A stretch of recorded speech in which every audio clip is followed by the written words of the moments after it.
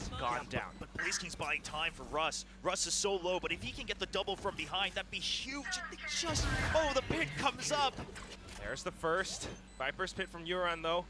I don't know how effective that's going to be given Dep's position, but Euron shows that he can hold his own. Russ at 2 HP gets swung upon by Dep and blows up as Zeta picks up the fourth. Credit where credit is due, he still did get Dep before that rocket actually gets fired off in completion, so just a trade there. But of course, the numbers on the side of Zeta Division. One thing I'm noticing is that Laz, we saw this in the pistol as well, if he doesn't get the kill right away when he's starting to get corralled around, he says, I'm just buying time until backup arrives. Dep got that kill as they were trying to all rush into showers to take out Laz, and that keeps the numbers advantage for Zeta Division. Really good comms and awareness of what my mission is as that lurk who's kind of now caught out in an island. Especially on the defensive side. I mean, that's the new Zeta Division system that we're seeing. But at the same time, I love that Russ had that sense to kind of wrap up around from behind. Euron, though, is, I think, someone who's really impressing me right now. I don't know if it was a Viper's pit, and then he kind of knew that it would bait the push in, and he would just be in time to gun down his opponent, but that was amazing. There's a chance here. Lightning fast. Oh! Wow, Dep. It's always risky for that second jump peak. I mean, you almost have to take it, but Dep doesn't miss those. Not something that Global Esports anticipated whatsoever. But now we know that there's an up still ringing around. Dep with the second kill. They were trying to pinch him down, but it's not quite gonna happen. A flash from Hiroran to set him up, and he goes in for even more. Hops up, picks up the quad. Sugar Zero with orbital strike. It's a flawless win for Zeta Division. Dep was putting up crazy numbers last year in Pacific too, right? In terms of individual stats, in terms of operator kills, things like total kills, he was topping the charts across the board for duelists. So it's great to see him not miss a single beat as he picks up the scope. It's like a nice reunion. Well, yeah, for sure, for Dep. I mean, he's been waiting for this in the offseason, didn't play in every event either, took a bit of a break. But what I wanted to mention as we were going into this round is I honestly think Global Esports is playing to their composition strength a bit more. I think they're utilizing that a bit more, pressuring Zeta in terms of comp to comp. But these moments from Laz, these moments from Uran actually as well, and then now here with the operator, that starts to make the defense a lot easier for Zeta. So I don't mind this timeout at all. I actually like it from Global Esports. If you can even, make this up to like a 5-7 and things like that, I think they should look somewhat okay, because it's gonna be tough to just break through explosively without double controllers here on Vine. Yeah, that's the other thing too, because they only have that one Viper on Lightning Fast. I mean, not to discredit Lightning Fast whatsoever, but it's the composition. Well, it's one of those things where it's like if you set up the screen to try to dig into U-Haul, then it's like when lamps, well then now you have to rely on the Poison Cloud, which means you have to get kills, you have to push out with the other utility, which there's a lot of. Yeah. I mean, we've seen these combos yesterday as well with things like the Flash Drive and the Dizzy, you've got the Paint Shells. There's a lot you can do, but it does rely on getting that first kill. That's the main Ada orang Indonya nggak sih yang di India tuh ada ya? But we need to see a little bit more of that as well. Meanwhile, for Zeta Division, I mean, we're talking about the pressure that Global Esports was trying to create. And Zeta just shows that they can definitely toy around with that as well, now that Dep is on that op. Third round that he's holding on to this thing, and he's looking to make it work again. Now up on top of truck, doesn't see anything. A bit of info from Hiroran, but not quite the frag. Polvi punishes, and this could weaken up the B site. Okay, not unless Les comes out though. Swings, gets a double, then backs off.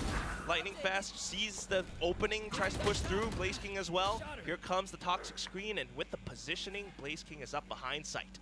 I like that Blaze King is moving all the way around, and he's well aware that there's a potential backup coming in from defender spawn, but it's a matter of timing. Blaze King, he's trying to pick his battles. His teammates will be planting on A. If he can just buy time and get information of when that rotate goes over exactly, that would be more than enough. He's got so much util too. Benkai already here. This is way too close for Dep to suspect. He's not scoped in. Oh no! God, Dep! What a punish. Here comes Blaze though, takes out Euron. And of course, with that, the Viper's Pit deployed as well. Spike still taking away Dep has a chance, but it's not going to be easy with nothing but an offer. Yeah, you have Kretz, coming up soon, but this is just Mount Everest to climb. Oh my god, look at Lightning Fast though. Yeah, that's the thing. He's cleared out the front side. Lightning Fast has gone up behind. Dep still lands a shot. This is not over yet. No, but I think this is where he backs off because Spike. Yeah, it's already economic damage done. Sure, they'll be able to buy back up, but you still have the lead. Yeah, I don't mind it. I don't mind it trying to go for at least one more kill. If it came earlier, I absolutely think Depp tries for this, which is insane. But I like that he holds off right at the last second. Not to mention you forced that Viper's Pit as well. Yes. You know, extra investment for Global Esports just to secure the round win. Depp definitely showing us that he's picking up right where he left off, and even with new colors as well.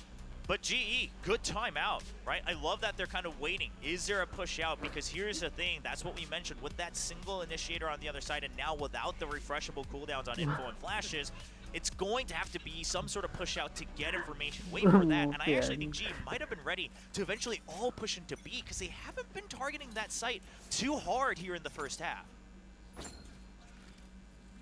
Just chilling for the time being. They've sent some early pushes from Zeta from before, so now just trying to be careful. Thrash confirms information. Euron has held Hookah before, so they're just trying to be careful. They suss out some positions as well. This is them just trying to see if they can get one pick, if they can get confirmation that rotates coming out from A, then Benkai is on that lurk. Ben and Laz. Okay, but oh my goodness, here comes Heroron. Despite what we were talking about, despite the numbers coming in from Global Esports, somehow with perfect timing on the utility, Heroron guns them down. Now Laz takes out Benkai, and with that, you've lost all your arms and legs. You know, when I first saw the compositions picked up, in theory, I was very interested, and I actually kind of liked GE's idea, but the execution of it is starting to make me feel that maybe they wanted a little bit too much of the pie, right? You wanted your lurk, but you still wanted the double initiator for these set plays to go in, for these distractions to set up Polvi to go in and entry and get that early frag. But that means you're sacrificing that second controller. So the only way to creep up to the entry point, to that starting line for an execute, is to check at some point. One of these corners has to be checked with contact. And at that point, if you're not winning every single duel, it's going to be rough. It is. I mean, this is free, right? Because it's just off of the refresh cooldown, so might as well use it, see if you get anything. Doesn't quite find much, though, so now just trying to hold on to his rifle, but Laz just has to stay alive. On the last second, Laz is going to start shooting. Surely. Wow. Oh, no way! The stim bacon? It is a throwable. Wow, that opens up the door. I mean, he's got some strong arms on that one for Sugar Zero, so because he threw it all the way through. No freaking way. Oh my god. Global Esports thought, Blaze King thought he was sick. Oh, man. That's adorable.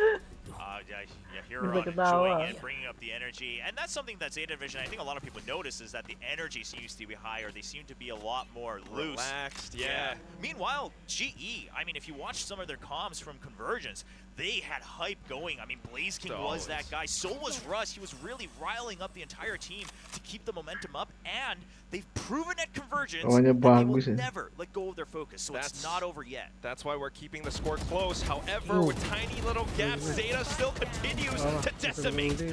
Sugar Zero now picking off a frag. Polvi for the trade. But at this point, damage is done. Spike will go down, but look at this. Lamps, Heroron trying to wrap back around. Benkai with the Neural Theft now coming in, so Zeta has to take things a little bit slow. I mean, they have to push out one way or another. Just waiting for it. They're always going to be out-dueled. Heroron Depp. We got the info. Benkai on the flank. Has to back up, though. Double swing coming through, and Depp still rings true. So accurate, so sharp. A tap to the head for Heroron, and Zeta picks up the 7th win. You imagine just how you look at the ideas that G's trying to execute. Obviously, this one is just kind of Laz getting the first kill and just spraying down through the cyber cage. But some of these other rounds, I mean, G's idea is you see it. You see the very beginning of it, and then it just barely gets shut down, or they can't actually finish the entire execute, right? Someone like Laz stays alive, Uran stays alive, and they're not able to continue that momentum. And it just makes you wonder, is it one of those cases where at the end of the day, you still have to get the kills? Ooh, the nices are back. Hey, nice on MP3. It's a much like growlier nice, you know? Laz. You want like a nice or a nice? Yeah. He's like grown up into the next stage, right? Whoa. All right, Dev's still here. I mean, this is what we saw from Global. They wanted to execute, and yeah, you were thinking about, do they just have to get those kills? They do, because when they peek out sometimes, it's those tiny gaps. They leave themselves a little bit open. Just a blind showstopper commit doesn't quite kill Depth though. Spike planted. Yeah, but I mean, G at this point, whether the damage was done or not, they know that Oh, they're this is waiting like for round retake. one. Yeah, they know it's coming, but it's a matter of can they get the kills, because if they have to wait, if they even just buy time here for Zeta, the site's going to get taken over. At the very least, they are very aware of what Zeta are trying to do. Love the fake out. Buys him a little bit more space. Oh, it allows for them to kind of sneak through, but not quite enough because he was down too low. Russ makes quick work. Polvi picks up one. Blaze King with the third. And then with that, just A short is completely blocked off. Not unless they can shoot their way out of this one. Huron surely will try. Picks up one, but the timer is ticking. Sugar Zero tries to push forward. The fragment is out. Russ puts a roadblock right in front of them. And with the triple kill, Global Esports ends this first half 7-5. Listen, it started on a 3-0, but the way they were able to get the rounds, they did win. And honestly, I mean, very close, right? 5-7 on any map. This can flip on its head on a dime. So I think Global Esports should be pretty happy with what they're able to show off. Rocky start, in a couple rounds, they get shut down instantly with something like the spray down through the smokes. But outside of that, once they're able to kind of get into that position, the ideas they had were good, right? Once they kind of fire off that first shot, once they're able to get there executed, once they are able to defend against the post plan, it's good. It was just a matter of getting there, but they don't have to worry about that for now because we're switching sides. Absolutely. I mean, still, it's just such a great way to start off this matchup, start off the day. Watching the rookies coming through, watching the new additions to Global Esports showing what they've got as well. I mean, Blaze King, Russ, lightning fast even at times. It's just lovely.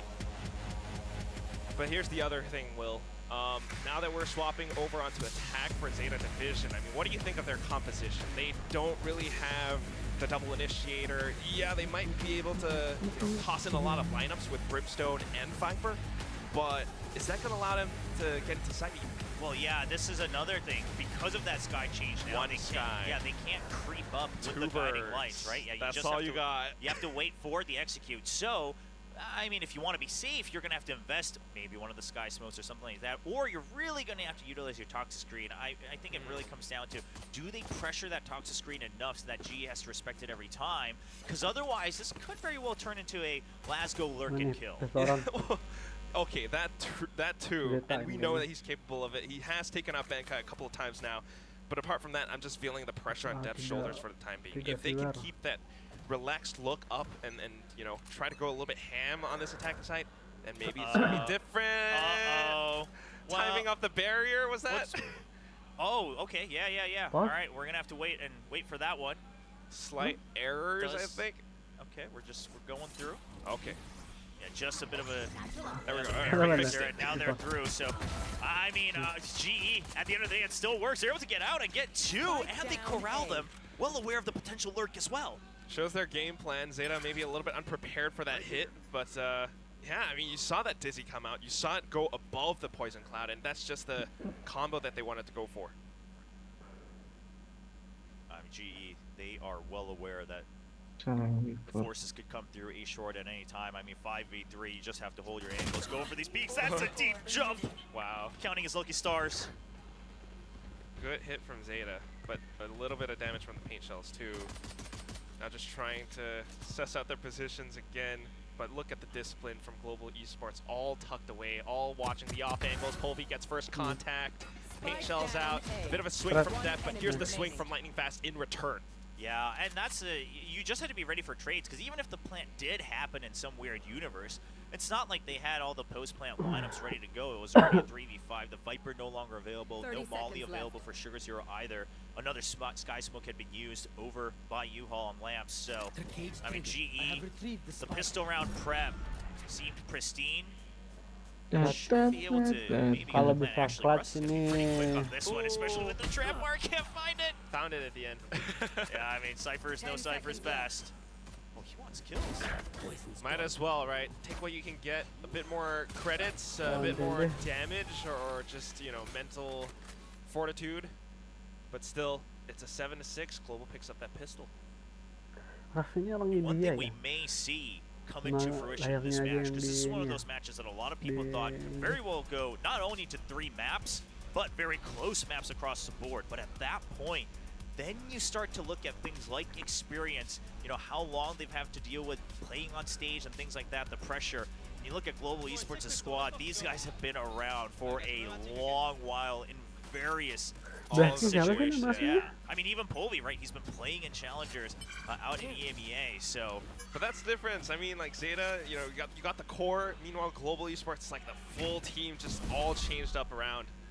So it does show that, you know, while some of the Zeta's players lack a little bit of experience, like Huron and Huron, for example, Global Esports have enough experience and enough coordination that they can come into this match swinging. I don't mind this so far from Zeta, right? They're on their eco. They want to get close for these long-range duels with the couple sheriffs that they have. Obviously, a great snake bite from Lightning Fast, but they're creeping up. They're creeping up faster than G's ready for it. The decay. Not quite. Good timing on the snake bite again. And it's just good information as well. They knew to stack up on towards B. And at this point, although the spike was down, it's safe enough for Global Esports to come into this retake with the full might and force. They're swinging together. Russ with the spray down. Blaze King with a ghost kill at the end. Minimal damage sustained. Yes, Polvi died, but, you know, we got 4 guns alive. That's good. And you'd love to see that from their interviews. I think it was in the Emerge video as well, all those team intros that VCT Pacific had before kickoff began. But talking about how Polvi, he's not in it for the scoreboard, he's not in it for the kill feed, but he's in it to create space, whether it's on attack or defense. He's in it to play for the team. He understands the role of an entry. Now, the question is in certain compositions, you have to be more than the entry, you have to be an entry fragger. However, so far, I'm liking the color that I'm seeing from Polvi working alongside his teammates. On this retake, no ego. He's like, you know, I don't care if I get kills. I create space for my team. That's all I want. Just be that distraction. I mean, with the way that Russ is kind of fragging out so far, leading the board as the IGL, leading by example, and then you've got, of course, other trustworthy members like Blaze King. I don't blame Polvi at all. That said, though, this should be a Zeta round. Polvi with the Vandal now. Yeah, that single Vandal, right? And then you still got Spectres for the run and guns. You've got all these trap wires. They're trying to just buy time on B side. Okay, what is your game plan? Good flash in from Russ. Gets enough info, backs off. Yeah, good discipline. And this, then the TP. I mean, that's enough to shove them back. It's a double member, but it's just a good pickup and response from Lightning Fast. Depp getting the opening pick, but then shut down so quickly. He delays for just a second longer. Benkai has made it in time onto site. So this could be the linchpin for Global Esports. They're aware of this, though, because they never quite cleared it. Oh, good check, but Les now getting gunned down by Benkai. With that, the spike will go down, however. Benkai tries to pick up the rifle. Takes a little bit of damage, but not too bad. Still tough, though. Russ trying to wrap back around from A short, only has a sheriff. The spike is down and Zeta is holding fast. Yeah, this is all they need to take out potentially another weapon, though. And that's all GE wants from this. It's just more damage done. They've already caught up with the pistol round win. Okay. That fragment's got to be used at some point. I think they're just going to wait for kills. The fragment, save it for another round. Whoa. Oh, okay, using it to clear that out. Attack from Russ is pretty good. But still the round win over the Zeta. I think, honestly, GE going to be quite happy with that one. Take away 3 of the weapons, right? You got the pistol, and then you went on to the anti-eco. You won that out. Of course, you did have the one Vandal onto Polvi this time. That will be lost, but overall, everyone carrying over those Spectres from the previous round and the Sheriff. So, all things considered, GE not too bad. Now, the question I had was, I mean, with that type of push and the trap wires on me, it's not like Showers was very well defended. So, yeah, speed up from Depp. But, you know, the whole kind of like funnel them into the other side. Wow. Well, okay, not amazingly defended. I love Lightning Fast's utility, but this look from Depp, I mean, just rushing in again. I mean, it's the Depp of old. It's the child of God. And with that, they have claimed the site. Lightning Fast now trying to hold up around Lamps. Manages to take down Uran, goes back in for another swing, but then shut down by Sugar Zero. Yeah, this might have to be a save situation. I mean, I guess not if Blaze gets the kill, because now it doesn't matter if they know of their positions. Trying to bait out contact. Indonesian Rifler, he comes in, but then the positions held by Zeta still good, still sharp. Up around Lamps, up around Cubby, and then last from Showers. They managed to take them all. I like the early wingman attempt too, just to draw out context so you know where to be aiming, but there's just too many members on that A short side. And then of course Laz, once he knows, he heard the TP, he's waiting for them, they hear that they've come in through showers into the site, so he wraps around on a timing. He would have been able to clean out all three anyway without them having a chance to turn back around. That's like such a good point, Will, because I feel like Zeta's new system as it is, they know to take certain positions, especially in these post plants, because if they can hold them and if they can stay alive well enough, and they make sure that they don't expose themselves to anything, they are able to take these fights very favorably. So now they force Global onto an eco. Yes, there are some ultimates, but that's not the round that you want to use them, and Euron just shoots them down. I mean, is this a firing range or what? 3 kills already. We saw that before. He's doing it again, and the entire site belongs to Zeta. I'm going to be honest, I was impressed more with Huron during the offseason than Uran. I thought Uran was still going to have to take some time to get warmed up here at VCT Pacific. And obviously, kills like that, it was a lineup, sure, both of them kind of peeking out at the same time. He was holding the right angle. But at the end of the day, I mean, he's putting up the numbers that he needs to and more for his Zeta division. With those numbers, picks up the Viper's Pit. It's a very useful piece of utility for the next round. But apart from that, just Global Esports' game plan, I guess you could say that was a bit of a lineup. They were trying to just pick up whatever gun they could. But if Euron can actually hold his own when faced against situations like that, I think that says a lot. Yeah, and I wasn't quite keeping good track of the econ either. So GE obviously had invested a bit more than I'd assumed the previous round. But now with that save, they're able to come up to that operator.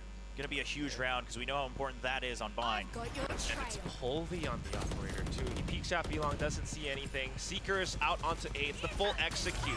Can Benkai stay alive? The trips, they are good.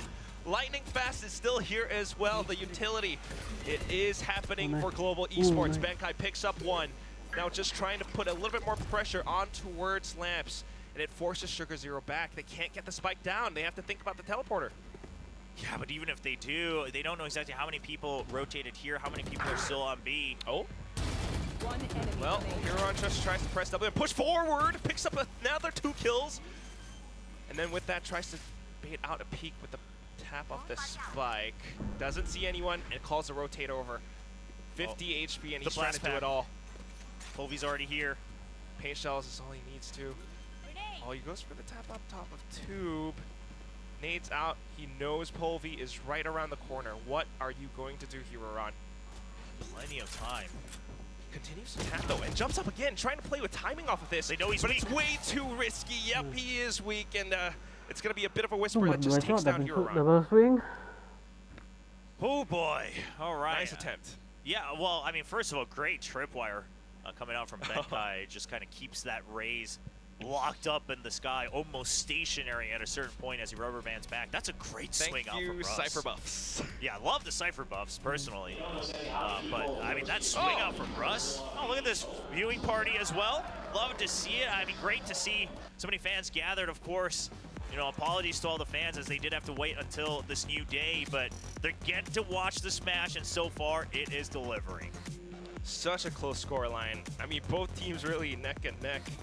And Global, although they are catching up a little bit, it's again, just this is their map pick. They showed that they have a lot of game plans, a lot of executes, and it is kind of successful. It's just that Zeta right now, with their rookies, are performing a little bit better.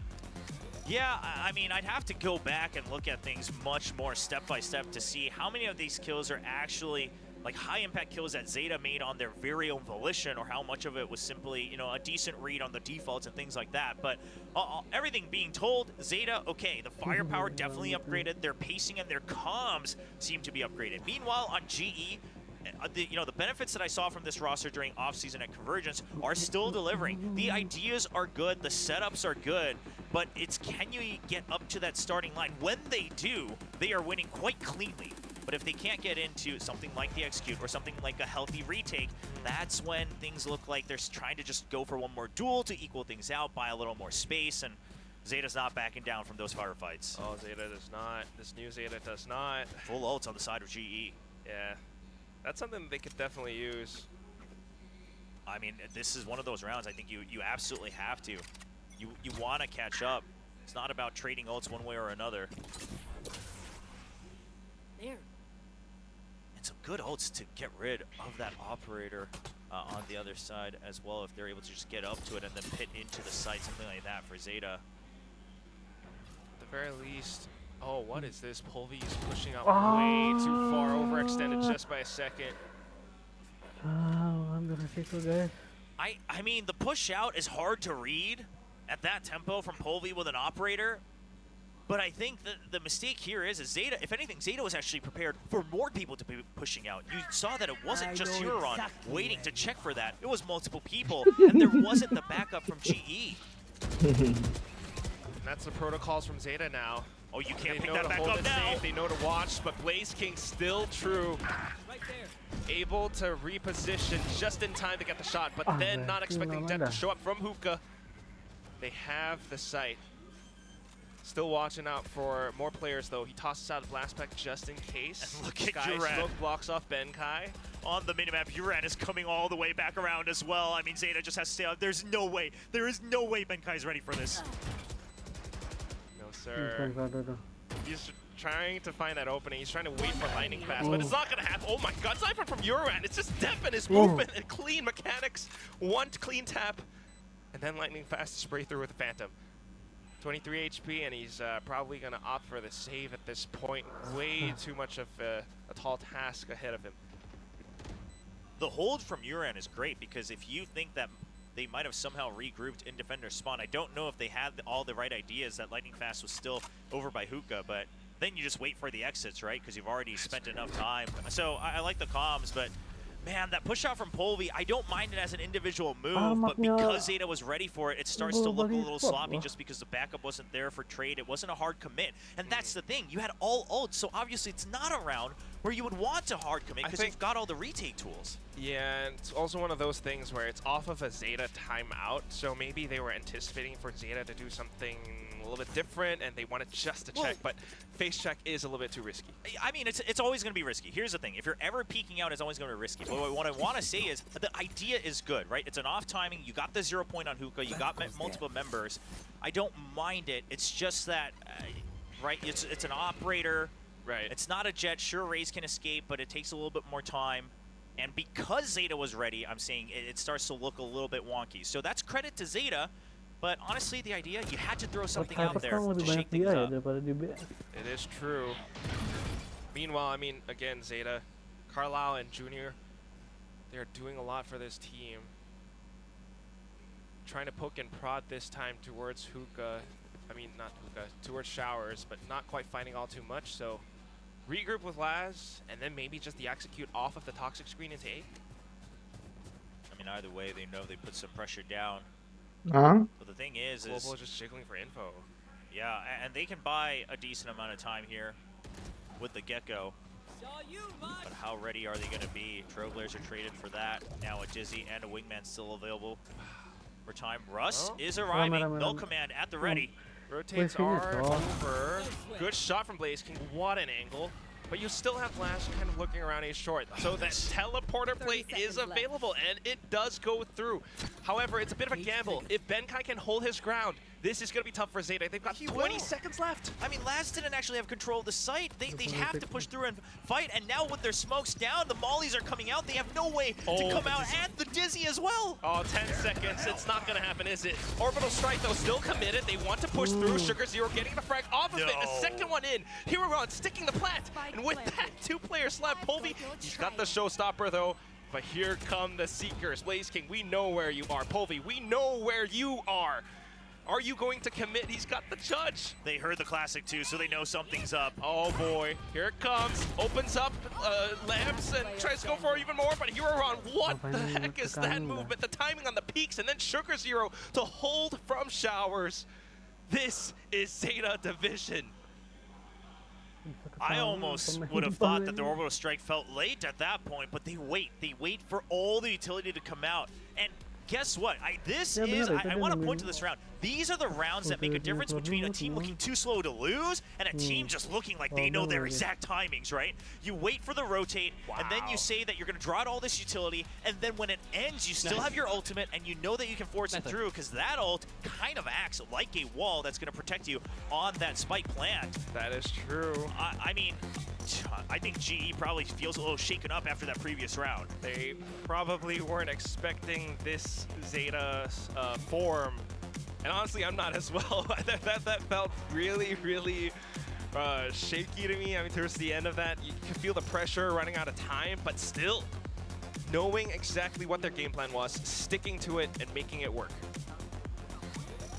So I don't know what Global Esports can pull off with this timeout. They need 4 more rounds to tie things up, and I mean, just thinking about them playing on the defense, you know, with a composition like this, double initiator, clearly retakes were meant to be strong, but it's not quite happening just yet.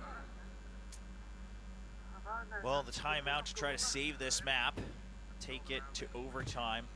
The null command still sitting there for a couple of rounds now, and surely something that they have discussed. But right now, it's going to be a push out. It's been a couple of rounds since they've done this. It's an all-in from GE. We just, okay, full commit.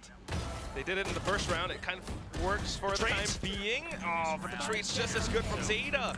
Russ still deep in position, able to gun down the player from the left. Tosses out a flash to try to stay alive. Rotates coming through, but it's not in time. Benkai all the way from the back of Halls. Now back side. This is all up to Blaze King. So this was the entire idea. Zeta is aware of this, right? They know they spent way too much time trapped up in a short. Oh, gets one. Now he knows that they were potentially looking for the rotate. He just has to hold. Oh no, he did hold, but then got swung upon by Sugar Zero. But look at how close Benkai is. I don't know if Sugar Hero would have hurt him. The timings though.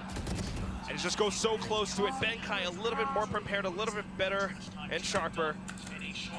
Keeps Global Esports alive for one more round.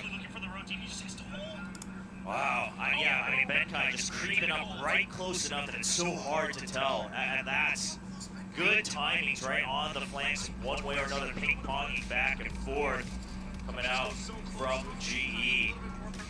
I mean, this round just came down to all these micro timings. I mean, it was an all-out brawl to start. You can feel the tension and the pressure, the fans wanting to watch Global Esports win. And with Blaze King holding out from Market, it actually happened. Now back into the next round though, and Zeta tries to pick up the pace.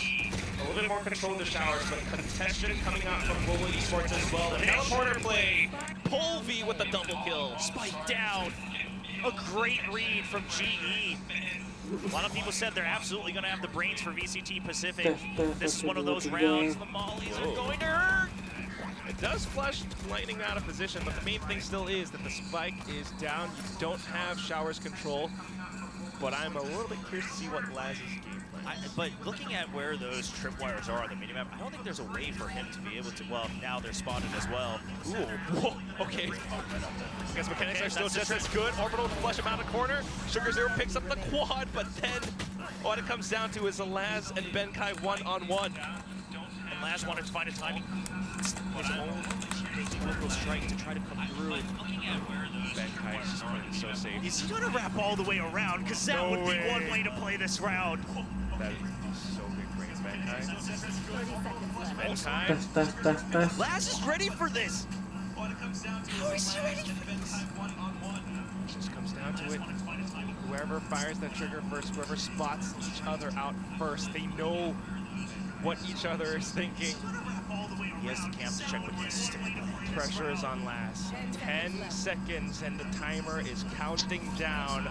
5, 4, 3, and here comes Benkai with the swing, a tap to the head, a swift kill, and 12-10 Global Esports, 2 rounds away from overtime. The craziest part is Laz suspected it, but Benkai waits so long. He creeps the entire time, so Laz says, I have to plant at some point. So Laz did have a read, but what a 1v1. Benkai back in his own natural habitat. Look at him too, oh my god. It's nice to see Benedict back in action. Now, timeout being called by Zeta Division. How do we right the ship? How do we secure that last round? Well, you had a couple rounds, right, where the aggression comes out from GE, so you gotta imagine that Zeta, their first instinct is to say, okay, slow things down, see if they push out, right? We hold the default, get ready for contact. The problem being, now that may funnel them back into their old habits, because if you're spending the first 20 seconds to not take any positions, then you're gonna have to start to creep up. And because Laz is a Cypher, it's not that he can really just dig all the way into a site and clear it out all on his own, especially when there's a Cypher on the other side. You never know where those trips are gonna be, and it's Benkai playing it as well.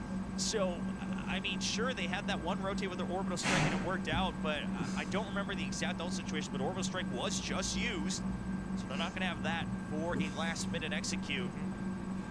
Not to mention economy as well. And you're always thinking, you know, you only have Huron to help you initiate. So with this bit of a half buy, you really just got to scrounge up or get as much info as you can for that last round. And look at GE, another shift in position. This time it's B main, and that also denies that ult door for the potential showstopper from Deb. Well, I wouldn't mind if Zeta plays a little bit more cautiously. Still, the positioning. Okay, Dizzy does give off a bit of info, so they are just flushing straight through Hookah. Russ is ready to receive, pops off the Dolphin Man and just wants to stay alive, but that right up around behind from Tube, and then the kill from Euron. This is the cycle ready. The retakes at this point are too slow, too late. It cannot happen on time. 5 spin as well, are you kidding me? Dep with the showstopper, Benkai just trying to do what he can. But at this point, oh my God, Will, it feels bad. This is, again, one of those situations where GE just wanted to check a little too much. You had entire B main control, and you wanted to check in front of showers as well. Well, Benkai's still gonna try though. Timer is ticking, HP is slowly draining and running away, and then just one bullet is all it takes. Good ideas from Global Esports, but at the end, Zeta Division still, and Dep still up around and coming.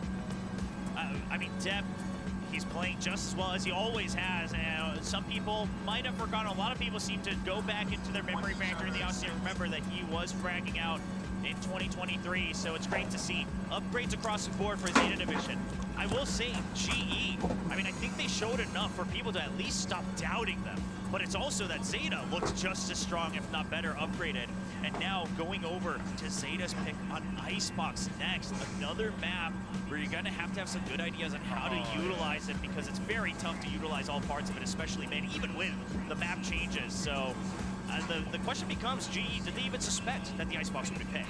Oh my goodness, that is another question. And then Sunset for a decider even. I mean, if G is not prepared for Icebox, and this, you know, it's just gonna be a 2-0. And it feels, emotionally speaking, very similar to yesterday's Gen G and RRQ match. But here goes, back to the desk. Hello! We were like kind of dancing because, oh my gosh, how spicy is Pacific? It's the kickoff. It's been insane. And you know what? I really like how that was being played. Obviously, Zeta bagged that first map win, but not before Benkai had a little bit of something to say as Cypher. It was almost like that Cypher meme of them pointing at each other with Laz. Yeah. The Cypher moment.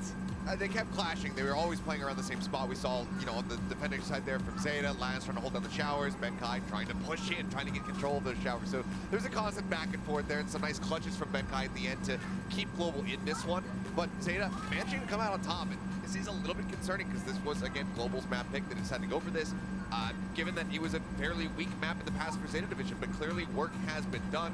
Carlisle Jr., they have been working with this team to improve this map that has been a bit of a bane for them in the past, but it still didn't have to be this damn difficult, Zeta.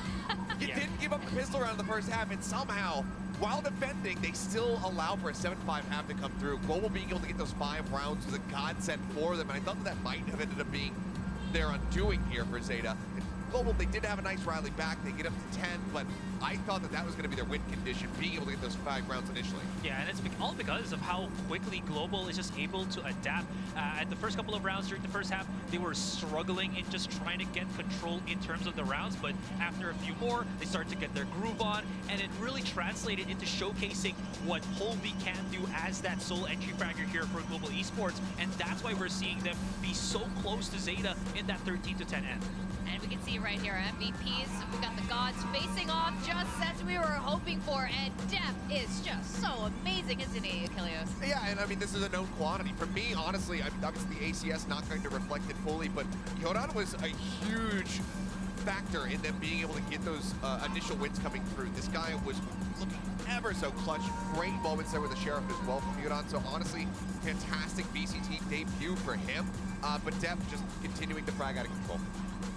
Now, what has been really interesting, we were talking about this in the green room just now, Zeta was infamous for being so slow, but we saw a different sort of pacing. You were talking about possibly influence from the coaching staff, changing things up for Zeta.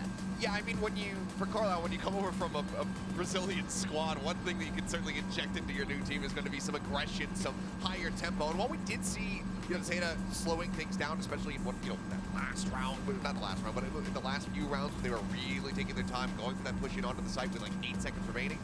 But we were seeing a bit more ebb and flow for them. We saw that they were willing to up the aggression from time to time. And I love to see this because they were that team that just waited for 20 seconds, take the site, and then they went and tried to execute. And more often than not, especially in the LCQ, they were getting away with it, but that is not a style of play that is going to be sustainable.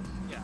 Also, one thing I just wanted to add with how Zeta has been actually playing here is more times than not, the way that they kind of look around how their rotation and their opponent's rotation have been is a lot shorter now. So you're seeing Laz looking behind where his tripwires are. He's able to time the lurks coming in from the players of Global Esports more times than them just being kind of slow to think about that or slow to rotate, which has been very helpful in the rounds that they've played. Now, you were noting, Asteray, how Global Esports is probably a bit more free-flowing the way the team dynamic is, and it definitely seems so, but is it working?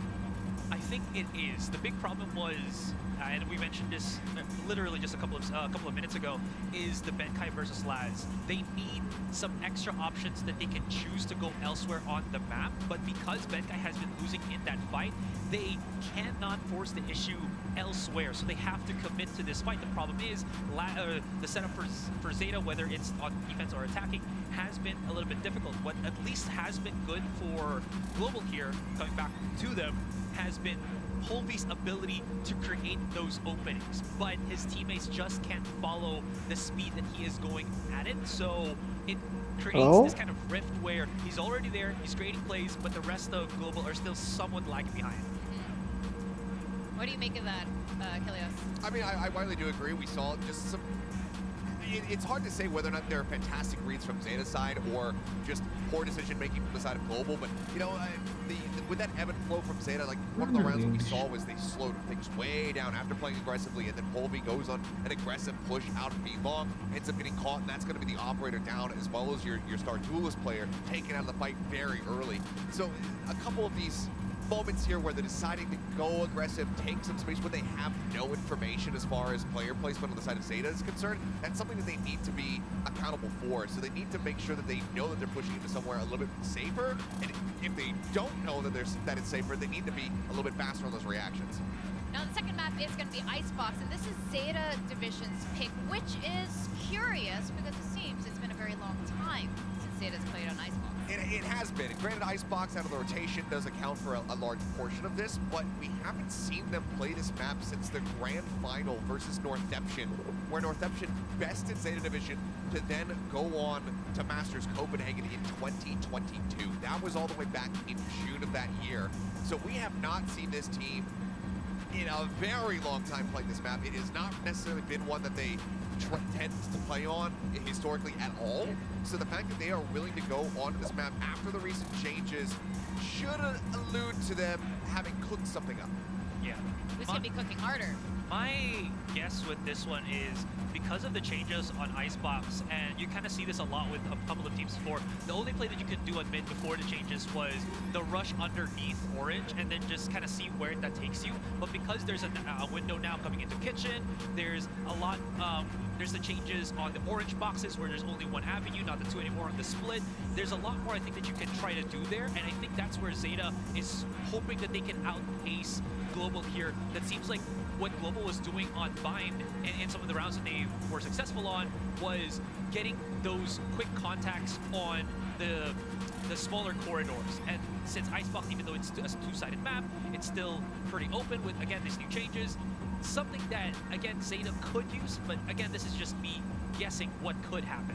This map actually falls into Zeta's older play style really well now thinking about it, because this is one of those maps where a lot of times you do see, you know, that poking and prodding and then settling on which site you want to go to. So for Zeta, who love to do that, they absolutely could just poke and prod around green, maybe even inch up towards yellow. Oh, I'm getting racy here with that one. Maybe that's a bit too much for them going that deep into a site. But you know, you can kind of just make an appearance over on this side of the map and then opt to go to the other one if you don't like what you see or what you don't see on that side. So I'm curious if that's going to be the case. We did see the fan sign there saying rush B. That isn't exactly their MO, but as we take a look at it, it's going to be the Harbor coming through. I like this. Harbor, I think, is so underrated. I think I've said this way back, maybe in VCT Philippines, that he does the job of both Viper and the Sage because of the Cove. It gives you a little bit of that safety, even though there are the changes that happen on the B side, even before this current change. You still have to have some form of safety when you plant that spike, and if you don't have a Gecko, you need something to keep that planter safe, and the Cove is one of those abilities that just does that. Still sticking in with the KO here for Global. It seems like they're really going to be relying on this one, so I'm curious to see if Russ is going to be able to pilot it to more success here on Icebox. All right, let's go into the Arctic Icebox. We're going over Casters, Quack, and William. Who's it gonna be?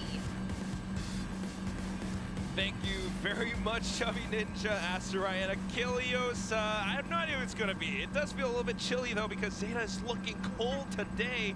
But yeah, I am wondering about that KO. Yeah, GE seems to really want to focus on the double initiators. I know we're just 2 maps in, but I get it. It does seem to suit what they want to do, right? Get the info, then go for the call, then have these set plays. That's a nice idea, but if everyone else is still going for double controllers on some of these maps, and especially a map like Icebox, curious how this attack's going to be, because at the end of the day, you're going to need to get those frags. And on the other hand, for Zeta, too, I mean, this composition is just what DRX did before in the past. So, going in on the defense now, already committing the high tide. It blocks off, it kind of pushes Global Esports into A, where, well, Laz is kind of hiding and waiting. The turret is up and ready. Russ is kind of tagged up by the decay of the toxic screen. But, wow, we're just setting up for retakes. Trying to use the lineup, but it doesn't quite connect. Yeah, very fast flank, though. Now, they were spotted. GE knows they have to push out, and Polvy's going to open things up. Okay, Polvy's always good for some shots. Gets the first one, now wraps back around screens. He wants to hold this position, because if he does, then it holds Zeta up for just another second. Laz, though, up around the Raptors side. He goes back down and picks off Russ. And here comes Step from the top now. Sugar Zero landing some shots. A bit of a distraction. It allows for the rest of Zeta to corral and push up into the site. Blaze King able to get one, but not for long until Laz takes him out. Zeta with the pistol. I mean, that hop over from Depp is one thing, but something else you're noticing here on that retake. So Zeta commits to the retake early on. Obviously, the back out of A side. Once the flank is up, then Laz suddenly says, you know what, we don't want to push it from Rasters just yet, because they're going to consider pushing out, especially once Polvy gets the first kill. So he just wants to stay alive. Now it's the main force that pushes back in, makes an opening for Laz. Lots of good bouncing back and forth, and of course, clean shots from Sugar Zero as well. Another pistol on the board here in the very first round for Zeta. Very nice and tempered kind of aggression. But Polvy with the Force outlaw again. now, wow. Another force. Well, let's see what he can do with it. I mean, I don't mind a force if it works, right? So You got the plan. You got the outlaw. And that's another weapon you have to consider for force buys now. Doesn't want to show that he has it. And well, a bit of noise. It just makes Laz think for a second. Did they go under the 2? But, well, guess not. It's going to be Polvy with a shot into Laz instead. Clean head tap. And that weakens mid. With that now, a rotation pulled over from Hirodon, and it's going to be Global Esports slowly creeping up towards A. yeah, the thing is now you don't have the Killjoy either, so a lot of that retake capability of clearing out corners with something like the Nano Swarm no longer an availability. Well, similar from before, they let them have the side.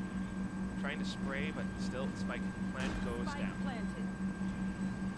Fast is watching the flank. It's a force buy, and Zeta knows that, so the weaponry not necessarily in their favor. Although, Polvi is still favoring this outlaw. Third shot, fourth! Goes in for the reload. A blinded Deb tries to hop over to stay alive, but then Russ just guns him down with a stinger. 4 shots, 4 kills for Polvi with the new weapon. The outlaw doesn't need to fire twice to get a shot if it's always a headshot. Great showing from the duelist pickup for Global Esports. Dude, that's great. Oh my god. Had the angle from the window? Oh, that was okay. He was already damaged up. And that's, again, one of the strengths of the Outlaw as well. Good pop flash from Russ, too. Can re-peek just as quick. That is lovely. As we move forward into the next round now, of course, economy for Zeta not going to look too great. Polvi just looking to sound off even more shots. A bit of information being retrieved by Blaze King, and it pushes Zeta back. Honestly, I think this is the best gun to give off warning shots in Valorant. It's very loud. The base is very deep. And it just instills fear. Yeah. I mean, look at how much space they got off of that warning shot. It's almost scarier than an operator when you just listen to it. Welcome to the Wild West, buddy. And young Haseo.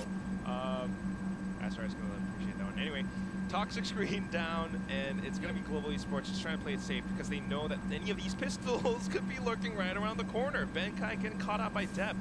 Not what you want to have happen as Depp picks up that Spectre. Yeah, with that snake bite down, they know that Russ is not quite waiting in the default position. Laz a great shot, and so is Duran. I mean, they're all peeking out at the same time. 1 shot, 1 kill. I need to see their POV on that one. Now it's going to be lightning fast with nothing but a stinger, 4 barrels staring down right at him. 30 seconds left. Goes in for a quick peek, takes down the first player, tucks back around, 20 seconds remaining, and he has to kind of either go in for, well, at this point you just kind of got going for all the kills. And this is one of those situations where, I mean, sure, you had 1 outlaw, but you've got these stingers in hand.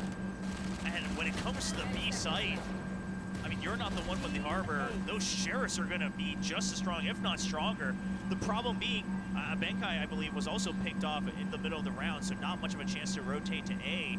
And things fall apart. They already had to commit to the plant. They fake it off the snake bite, try to draw them out into closer range. And they're just prepared. Wow. I mean, this just about shuts down everything. This is why they commit to the B side. The peaks right as the screens go down. Very well done from Zeta Division.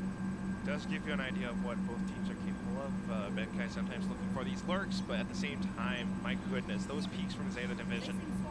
So Eco off of Ecos, we got the thrifty win right back in. And now Zeta's got the rifles and then Outlaw and Hero Ron. It's going to be a full buy from Global Esports though, but some have armor. Yeah, so Zeta's trying to make this back into their bonus, right? Picking up the weapons that their opponents dropped in that last round. We'll see. I mean, because they have the capabilities. Oh, just a bit of a swing though. Tagged up. Even more tags, and now lightning fast, proving that he is that dreamer from South Asia. Peeks out, picks up the triple, and all of a sudden Zeta Division are left wanting more. And this type of turning up the tempo, this is going to benefit GE a lot, right? Because given their compositions, given their tendencies, a lot of people are going to start to assume, okay, you're going to wait to creep up, set play. It's things like these deep lurks, and these other ideas, the different tempos that really start to play a macro game of Valorant against your opponents. Yeah, because it's just like, you had a bit of pressure towards B from earlier on, and then you also always thinking Benkai might lurk around corners sometimes, and we can't just always leave Depp to deal with him. Meanwhile, on the other hand, off of the next round, Global Esports just goes in for that mid play, and that's something that Zeta, hasn't really defended all too well. Remember the previous round where Polvi picked up that quad kill. So, Zeta has a bit of thinking to do. And I like that Lightning Fast just commits early towards screens as well, right? Because you can't really lurk as efficiently into Kitchen anymore with that window available. His team already creeping up into the site. They make the call, of course, as they're jumping in with the drone, that, okay, site is empty, so Lightning Fast knows. That means big behavior, okay? That was John big behavior. John Wick. Oh, right. I mean, it was a Vandal. It wasn't quite a pistol that we're looking at, but it was a great lurk there. Gets the 444 himself. Very nicely done. Now we've got Polvi on the Blade Storm. And they're looking to open things up towards A. Zeta definitely wanting to back off of this. But what's curiouser is Lightning Fast with this lurk up around Hunt. Oh, he's buying so much time at Benkai. Oh no. Benkai with the backup comes out from the other side of the map. Things just start to fall apart for Zeta Division, not getting the right reads, peeking into lurks, and at the same time not quite able to make this retake happen just yet. I think they're opting for that save, but while you're going for that, Lightning Fast is trying to hunt it down. Wow, okay, that's John Wick behavior. I mean, he's going deep. He's going on a solo mission, just pick up frags. He needs 2 more. If he gets 1 and dies, he still gets a Viper's Pit as well. It's not a bad shout. Pick. It's 1. Now, eco damage already done. Just falls back, allows for Polvi, who is on the blade storm, to go for it a little bit more. Just now playing off of the teammate to check. They want to take those guns away. All right, now we've lost a plot. It's time to save. Yeah, we got mighty close to that lockdown here from Laz as well. But hey, damage done to the economy a little bit. Viper's Pit also picked up by Lightning Fast. I think you see it on his face, like, okay, maybe that was a little bit too much, right? Once we didn't get the counter peak, but you know, the teammates are there as well, and that's something they're going to notice with Global Esports, is that obviously this team, the comms are good. They're all players who are used to calling and sharing ideas, leading the team in one way or another. Lightning Fast enjoying the time on the stage. He talked about how he wanted to be part of the main roster. He wanted his chance on the stage consistently. The team has now put the trust in him to be that representative here for Global Esports, for South Asia. You're going to be part of the main roster. You're on stage every single time. How long can you help extend the tournament life in a setting like kickoff? I think he's going to extend it pretty well. I mean, off of this map, off of that performance from round 2 and so on and so forth, he is definitely showing us that he is back. Well, at the same time, though, for Zeta, I mean, this was their map pick. The start is not great. It just feels as though, although this is a different map, the ideas from the previous one definitely stay intact, and Global Esports are really trying to figure out how to play off of that pacing. Yeah, I mean, this is Global Esports just getting a good read on the first couple rounds and Zeta's tendencies, right? They leave A side open, then they go for the retake. It's a pretty heavy flank coming out from B side. G starting to get very well aware of that. Of course, the force buy helped kind of even out the rounds early on as well. So I like this timeout because now Zeta should have some other ideas in the works, and it's going to be a push out down 2. Okay, something different.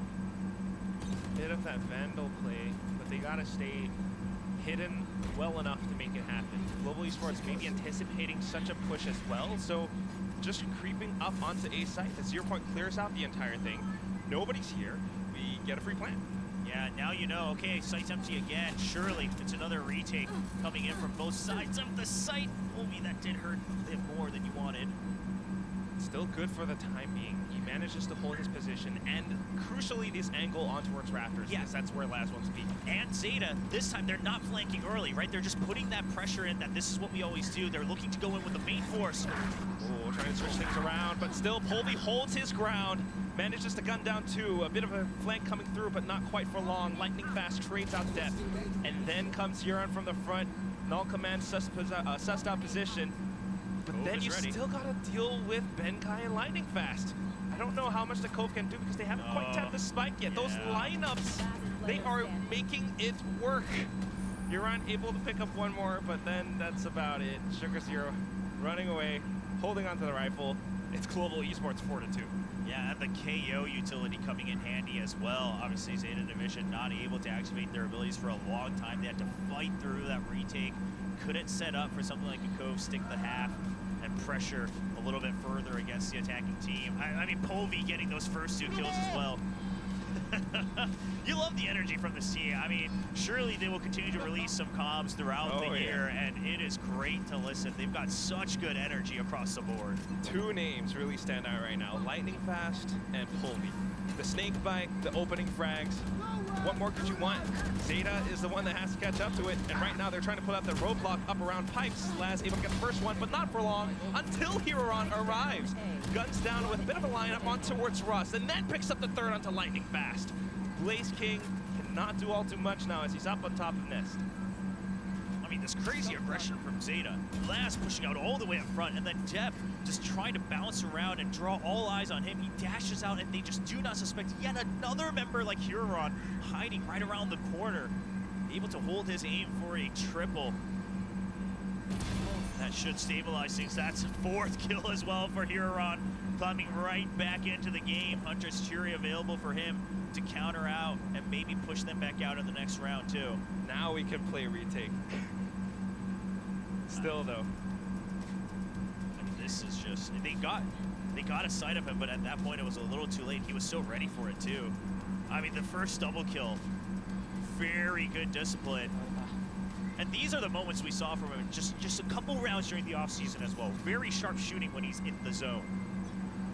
That's what we need to see from Zeta as well. I mean, you got to fight fire with fire sometimes, and maybe the answer was just to really get a good read for where Global would push out and then to peek off against that. But here it comes now. Off of those wins from before, Global picks up the operator. Polvi is in a damn good position. Here's the Aldrin, wants to shoot it down.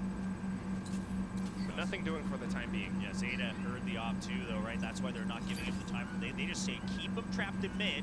A, we've still got utility from Killjoy to get information to hold a little bit of time. B, you still got the double controllers, the patience coming in handy, but problem being, they haven't ever retaken under 2 or into 2. So this is something that Zeta will have to keep in mind of the entire time. Just trying to stay hidden. They don't want to give out too much.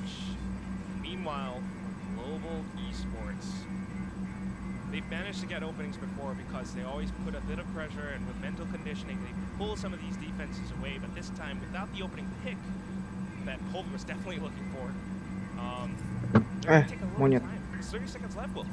Yeah, they have to go, and there's the alarm bot. Now you know it's coming through. And a swarm does enough damage. And a snake bite on the other side. You have enough time to rotate if you go now, but they're not going to. Gotta commit.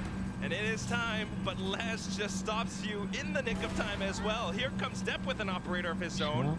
And guess what? The Reckoning committed too. 13 seconds, and this has to be a save. 10 seconds left. Yeah, just gotta make sure that you're keeping... I'll take the orb, why not? Yeah, you gotta keep up that operator. Build towards that Blade Storm as well, because you're not looking too healthy. But a save. I mean, you got trapped in mid. And then at that point, this really comes down, I think, to Zeta also just saying, okay, we have no information, so instead of trying to creep back out, we have all these ultimates for the retake, right? You have the Reckoning, you have the Hunter's Fury. Let's actually group up and make sure we're not getting flanked at any point through mid. Multiple members watching different angles in mid. You've got Killjoy and Harvey Utility blocking off the main entrances. And then they say, as soon as the alarm bot rings, send the Reckoning. They don't have enough time, because if they're rotating, we still have members still anchoring down on B. And Global, good timeout.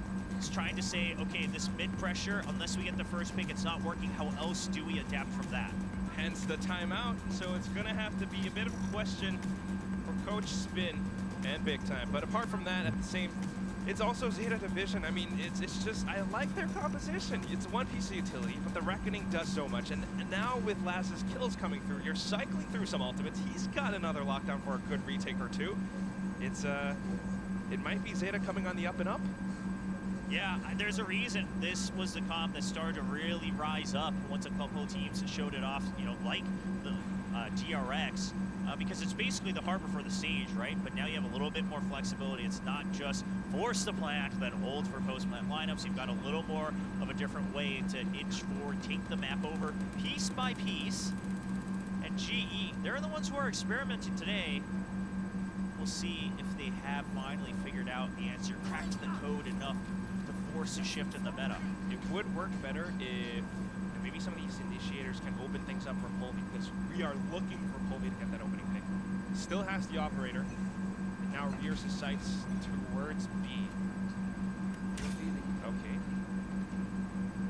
Recon doesn't find much, but it does made out a bit of a cascade. Good cascade, actually. Very hard to, yeah, clear around that. Don't want to push past it, so that's why they're holding so far back. And in the meantime, Zeta pushes out mid on their own. Doesn't find much though, but it is a good angle for Depp. Yeah, I mean, Depp could stay, or yeah, they could back out, because that means GE, if they want any variation, they're going to have to take time to take over mid. And Zeta, they're actually just banking on the fact that this is going one way or another. The Recon's not going to find anything. Surely this gives a call. And Benkai as well. Surely this gives a call over to focus onto yellow. Yeah, they're like, that's the lurker. We can rotate now. That's what they're doing. Snakebite's out from Euron. A bit of a jiggle, and that susses out Polvy's position. They know exactly what's about to happen. The Cove trying to play off it, the shorty of the swing, but not quite the shots to make it work. Blaze King, Polvy, they are gunning down Zeta. Laz, however, manages to pick up one from mid. That's all he can really do. The angle being held now by Polvy. Hunter's Fury being committed, but ooh, the ultimate's not really well timed enough, and still aiming down his sights. One shot through the engine block. Global Esports 5-4. I mean, a great round coming out from GE. You made out the first piece, couple pieces of utility, then you cut all contact. You had the turret watching for mid as well, so it gets contact. Habis You kancang. have to presume, of course, and then you hear the upshot as well that it's going to be the operator coming through. Still on the lurk on A. You're making sure that Zeta gets split up. It's a good read. Try to readjust to what Zeta is doing. So now Zeta, a new look. It's going to be the stack onto A. Yeah, the split is good. I also do feel like it's a little bit of like Euron and Huron maybe. No. I mean, it's tough for them to hold, and now Polvy feeling that much more confident. Deb trying to, cause a bit of mayhem, but it's not quite going to happen. I don't know if they can suspect Benkai here. They have some inkling. They heard Polvy drop, but that's why they're a little scared, because surely, okay, nice peek around out of the nest. Very quick. Now has to back up. Meanwhile, the rest of Global's forces are actually trying to suss out the positioning towards B. Toxic Screen gives them that much more space to work with.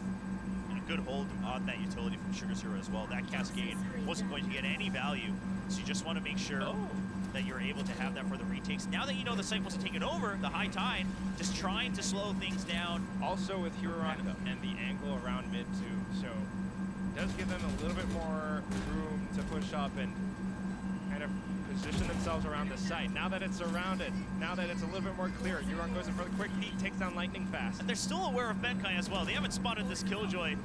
Oh, Laz is watching too. Yeah, they're waiting for it, but now they know they have the numbers advantage, trying to force the defuse. Now it's spotted. Here goes Ben. Oh no. And Laz just turns around at the right time. Defuse comes in. Let's get it over to Huron. We've got a 5-5. 2 more rounds to go. On a tightrope, both these teams bouncing back and forth across the 2 maps. And quite frankly, neither of them looking dominant on their own map pick either. Of course, GE lost their pick of Bind. Had another double initiator comp on that first map. They brought it out here as well, just trying to change things up. But, I mean, are you cooking or are you just dawdling around in the kitchen? Because so far we're not finding the answer. I mean, it's hard. It's hard to shift metas, and a lot of times the frags have to follow up. Now, this time, I would say they're starting to fire up. Polvy leading the scoreboard in the server. But it's not enough just yet. Always that challenge of like old and new ideas. Old spice or new spice? Still, Will is absolutely right. Polvy has been showing up, but we still need more to see that dominant lead. Because it isn't that dominant lead, both teams are actually adjusting to each other really well, and we're seeing how they play back and forth in terms of space. We still have Huron as well as Sugar Zero defending that B site. These walls are doing so much. You have so much time right now. You still know that no one's pushed out from mid or A, not too far at the very least. Oh, if he gets this kill. Oh, still loses control of Snowman though. If they held control of Snowman, either you plant the lurk there or you try to force your way all the way around the pit. But now, Deb, very well focused. Yeah, Deb always holding his own out towards the A side, especially with that operator. But the other thing is also just Huron and that Viper's pit. It covers up just enough that he can actually peek out and take down whoever peeked out Snowman. 30 I think seconds that's left. kind of the idea. And now with that space, Deb repositions, tries to land the shot. Not quite connecting though. This might allow for Global Esports to get that spike down. Both teams are so aware of the potential lurks as well. I mean, they've kind of bitten each other in the back a couple times in this first half. Wow. But now it's just a main force pushing through. Get a little bit paranoid, but now all you got to do is watch the front. Lightning Fast definitely does. Goes in for that jitter peek, but it doesn't quite work out. Last, that much more decisive, just goes in for the shot. Now they're aware that Blaze King is up on top of Belt. Good peek though, but not quite enough to gun down the second target. So Zeta goes up ahead. Yeah, and it was Laz holding that defuse from the box as well. So Blaze King just trying to think that it's through the screen. He can't see them already posted up into the top of the site. But unfortunately, it's just the beanie from Killjoy showing Just up. the beanie. You gotta watch out for that beanie. You gotta make sure it's pressed all the way down on your head. Yeah, flushed all the way. Yeah, you don't get fashion points in Valorant. It's not just fashion. It peeks out over the top of some obstacles or some ponytails. Nah, not really.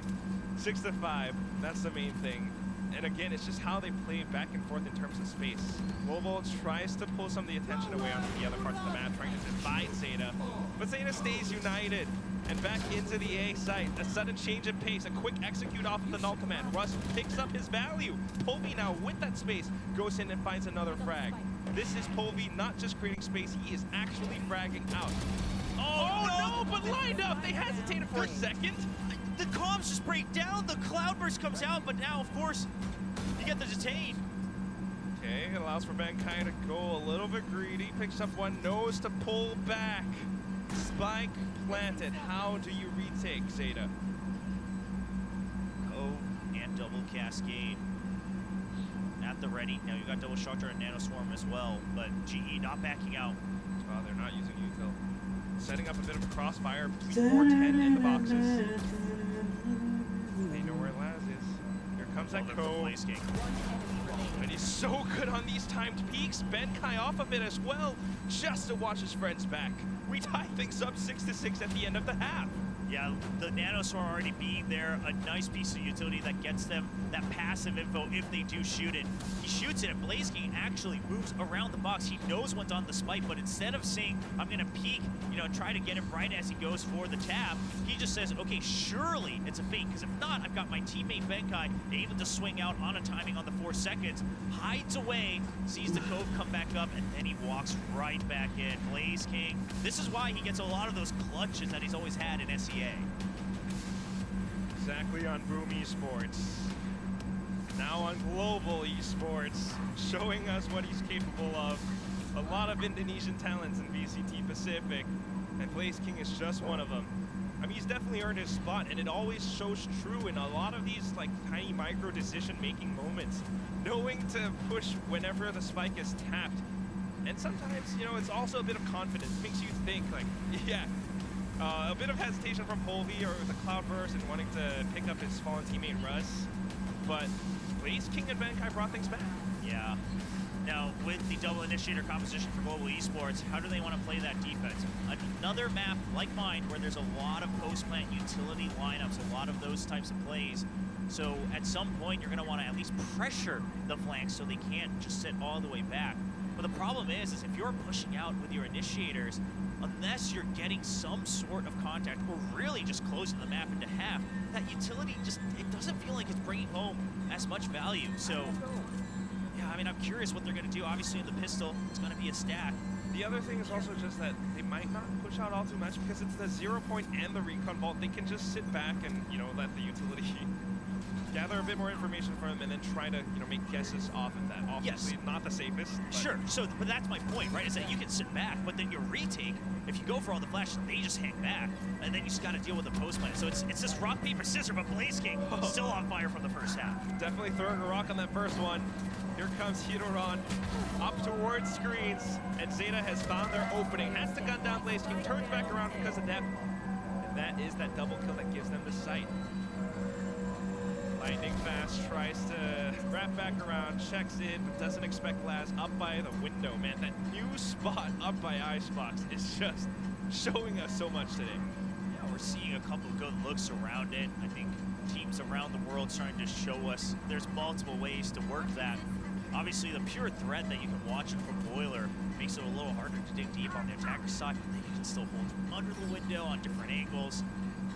There's a lot of ways you can use that to just plant, the seed of doubt into the opponent, into the future rounds. Especially for attacking teams too, I think. It's just another additional angle. Makes you think about the defensive side, like whether or not you want to invest a player to watch that spot. On the other hand, though, right now, with the buys, no force from Global. In fact, they're just kind of playing these unorthodox, really close range positions. They heard something and they peeked out, and it lines up for Deb. The stack gets knocked down. Sugar Zero, heroed on, picking up more kills. It's all down again to Benkai. It's an eco. You do what you have to do. Those are the plays that either it turns into greatness or you get lined up. I don't know, like, just don't or like hide or. Well, you have to go for a timing, right? Because Yeah. I think if you're waiting, unless you have like all Luckies and such, they're gonna check. There's no way, right? And I mean, sometimes some teams don't, and they pay for it. But I don't mind the peek. Here's the thing: you're not supposed to win that round, so you have to throw. If you're going to commit to something like a stack like that, you got to throw a curveball. You got to go for the wild card. And yeah, it looks silly, but sometimes it looks genius. And there's a fine line. There's a fine line, but it's not a round you were supposed to win. So I think those are the times where I don't mind it. You know, you let it pass. Now you got your rifles in hand. These are where GE can start to showcase what do their defaults look like. It's going to be the two initiators on one side, the Killjoy and Viper on the other side of the map to anchor. You're right, Will. And here comes Polvi. Oh, instant pick off and backs off with the tailwind. I mean, you already have the numbers advantage. You got control of mid as well. Might as well let them trickle in, right? Blaze King hearing the footsteps, gets the timing on the peak. Sugar Zero continuing to push up front, manages to catch Russ, but how long can that really work out until Euron? What is the... I can't see that. Managed to find shots with the Guardian of all things. Here come the rest of the players from Raptors though, and they are still peaking a little bit too fast, a little bit too much. It allows for Euron to pick up yet another double. 2 + 2, that equals 4. A great 4K, and you see him slowly getting that energy up. Quick max. Yeah, on the stage. I'll leave that up to you. Not going to do any of my own maths here. But a great round from Uran. Oh, Deb smiling as well. We often see him just kind of being zoned in no matter what. But the vibes on Zeta are good. Oh. I mean, it's just a wraparound from both teams, right? And that's good movement from Uran because you note that GE is trying to play around your double controllers. They're trying to find the timings into your smokes so that Uran says, well, I got to counteract that by continuing to take over space. Once you back up, if you've already gone for your execute and then you stop the momentum, you lose control over the entire site. You have to come in at that point, and it's good that he goes for it. You know, maybe the taunt was an overheat. We'll find out after this timeout. Hopefully. But it's also like kind of nice to see I mean, not last, but Zeta Division taunting a little. No, it's great. It's great. I mean, I don't think it also wasn't anything too crazy. I like that he's riding the momentum. Both sides, the coaching staff racking their brains. And a map like Icebox, I think it's very difficult for coaches to really pinpoint how to adapt. It's always that push and pull again. You pull on one side, another side gets a little bit more open, and sometimes that's an opening for both. But at least for this round, you can say with absolute certainty it should be Zeta's pickup. So the timeout being called, invested into future rounds. Yeah, GE, they have enough creds on Povey to go for that operator in the next round as well. So that's something they're going for, right? Even if it's the half armor. Once you get that operator, things get a little easier. It makes you think, right? Is this Marshall position up on top of yellow something that they want to condition Zeta into thinking?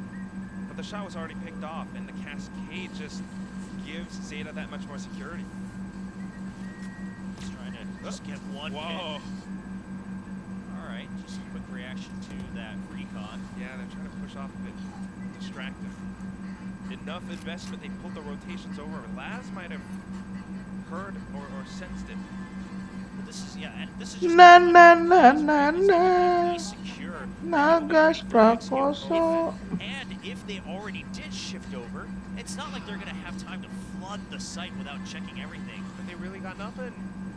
But you know, you can't move from GE's position. I mean, I don't blame GE. This is just Laz making a great call from Zeta, right? You saw the Martian, you saw them back up, you saw him shoot out the recon, which tells you that they want to hide information, they want to try to stay on the B site, and now it's just the site free. That's exactly what I mean. Everything orchestrated perfectly to the mastermind of Carlisle or Junior or Laz. The call from it, Huron with the timing on the poison cloud towards mid as well, so that Benkai doesn't see anything on the crossing. And they managed to cut noise just enough to clear out the entire site. Now, a full pistol plus 1 Marshall retake, it is near impossible, virtually impossible for Global Esports to win. Oh, even with the Reckoning too? We really want double digits, don't we? Yeah, you have the lead. I don't mind this at all.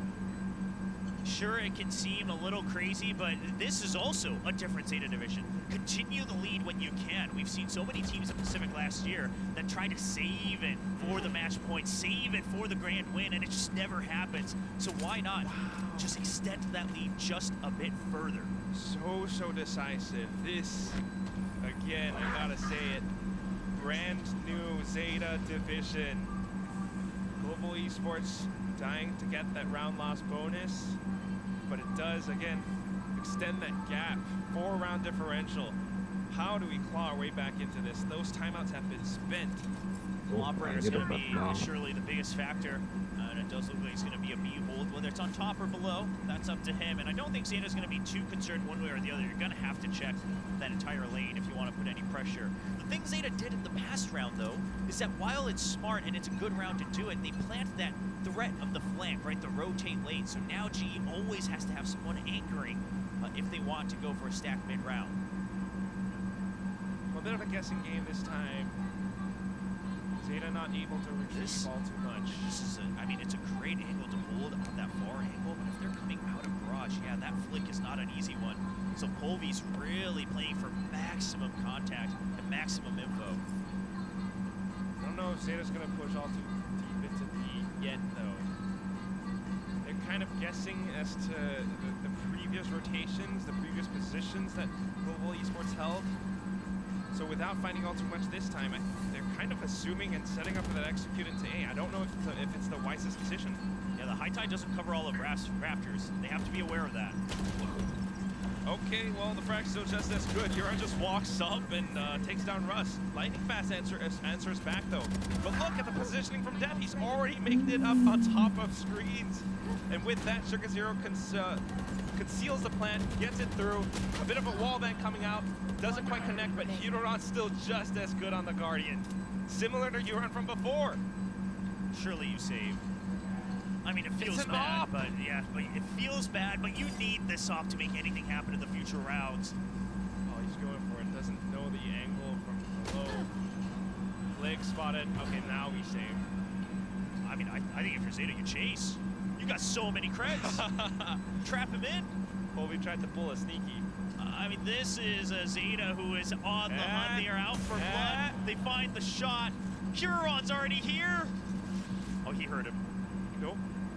Well, he was ready for it, but he just wants to run away. Just wants to buy time. Nah, okay, he's managed to run away. The greatest escape. Well, will it lead to anything? It's the one ray of hope that GE has now. I mean, do you push out with it, or? It's an option, but I think it's an obvious one.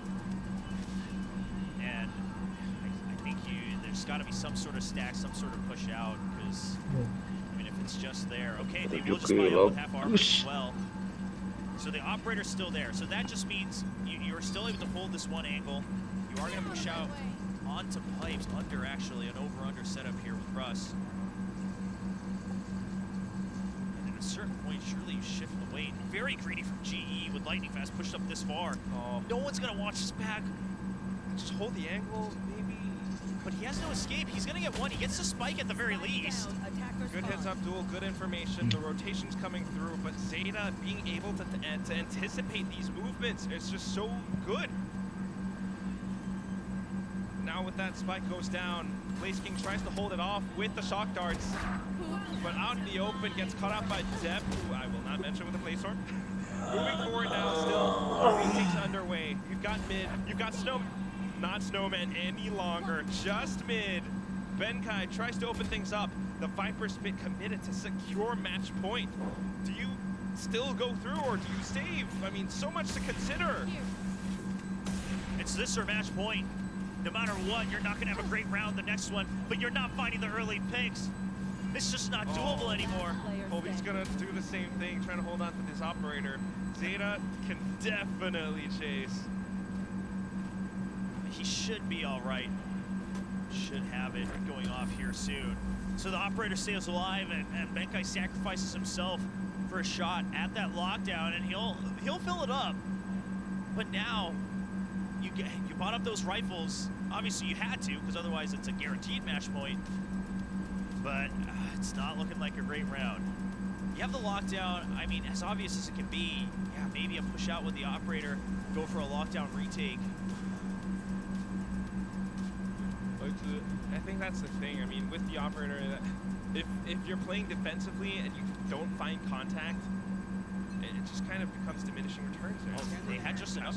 Yeah, they had just enough to sacrifice a couple utility as well. Just go for the half armors. You got the Hunter's Fury too. So trying to sack the play, trying to push through, get info, and then fall back, set up for the retake. It's a bit risky, a little bit gambly. Rush tries to stay a second longer to find that tag, but not quite able to make it happen. Zeta very controlled. Getting pinged and then just holding back for a second. Laz now watching mid for any crosses. This is Zeta on a whole new look, whole new level. Laz is on the move. Lightning Fast heard him. Gets him on the flank as well. Good pickup, and then Depp to come back in. The spike is down. They know they're good. Everyone's in position, not to mention Uran, who is holding such an angle.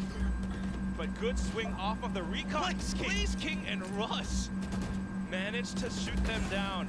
Russ trying to dance back and forth. The spike still being defused and held. Benkai able to hold it all the way through. Manages to make use of that space from Russ and Blaze King. Okay, so you get the round, but at what cost? Dropping all the weapons all the way to the end. Did you buy up on that? Oh. I mean, you have to buy whatever you can every single round now, but I mean, you can't afford a full buy. Is what no, you can't. I mean, because you barely bought up half armor with full rifles. Now, sure, they'll get Bulldogs and Guardians, but it's one shock dart, no fragment on Russ. It's very crucial things that they would want on a retake. Well, you do have the Null Command and the Viper's Pit, but how long can you really extend this map? That is the question. 12-7 right now. All Zeta needs is one. They are looking mighty decisive. Depp 1 point away from the Blaze Storm. Goes in to take that space up around yellow. Timing peak off of the recon. Clears out the early half of the site. So Colby's aware that a lurk is still on the A site. It's either him or Lightning Fast that can hold that. Colby's gonna leave it up to his teammate, regroup on B. Shock darts to clear out utility or just fend them off.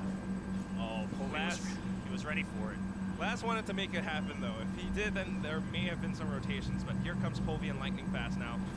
I don't know if Depp suspects that this is gonna be a double. Oh, Lightning just a jiggle. I don't mind it, doesn't green for the kill. But that means they're trapped in B. Exactly. Defense knows. They have to push up front. And as long as Russ, Benkai, and Blaze King can defend B well enough, they're gonna run out of time. The pressure is on. And off of the cascade, they push up. Uran and Hiruran, how do they make it happen? All three players down. Depp now coming through. All that's left is Lightning Fast. And a Russ that is running out of battery, running out of juice. Finds the angle, finds the shot, but oh god, Blaze Storm now propped up. That's a tough target to hit. Okay.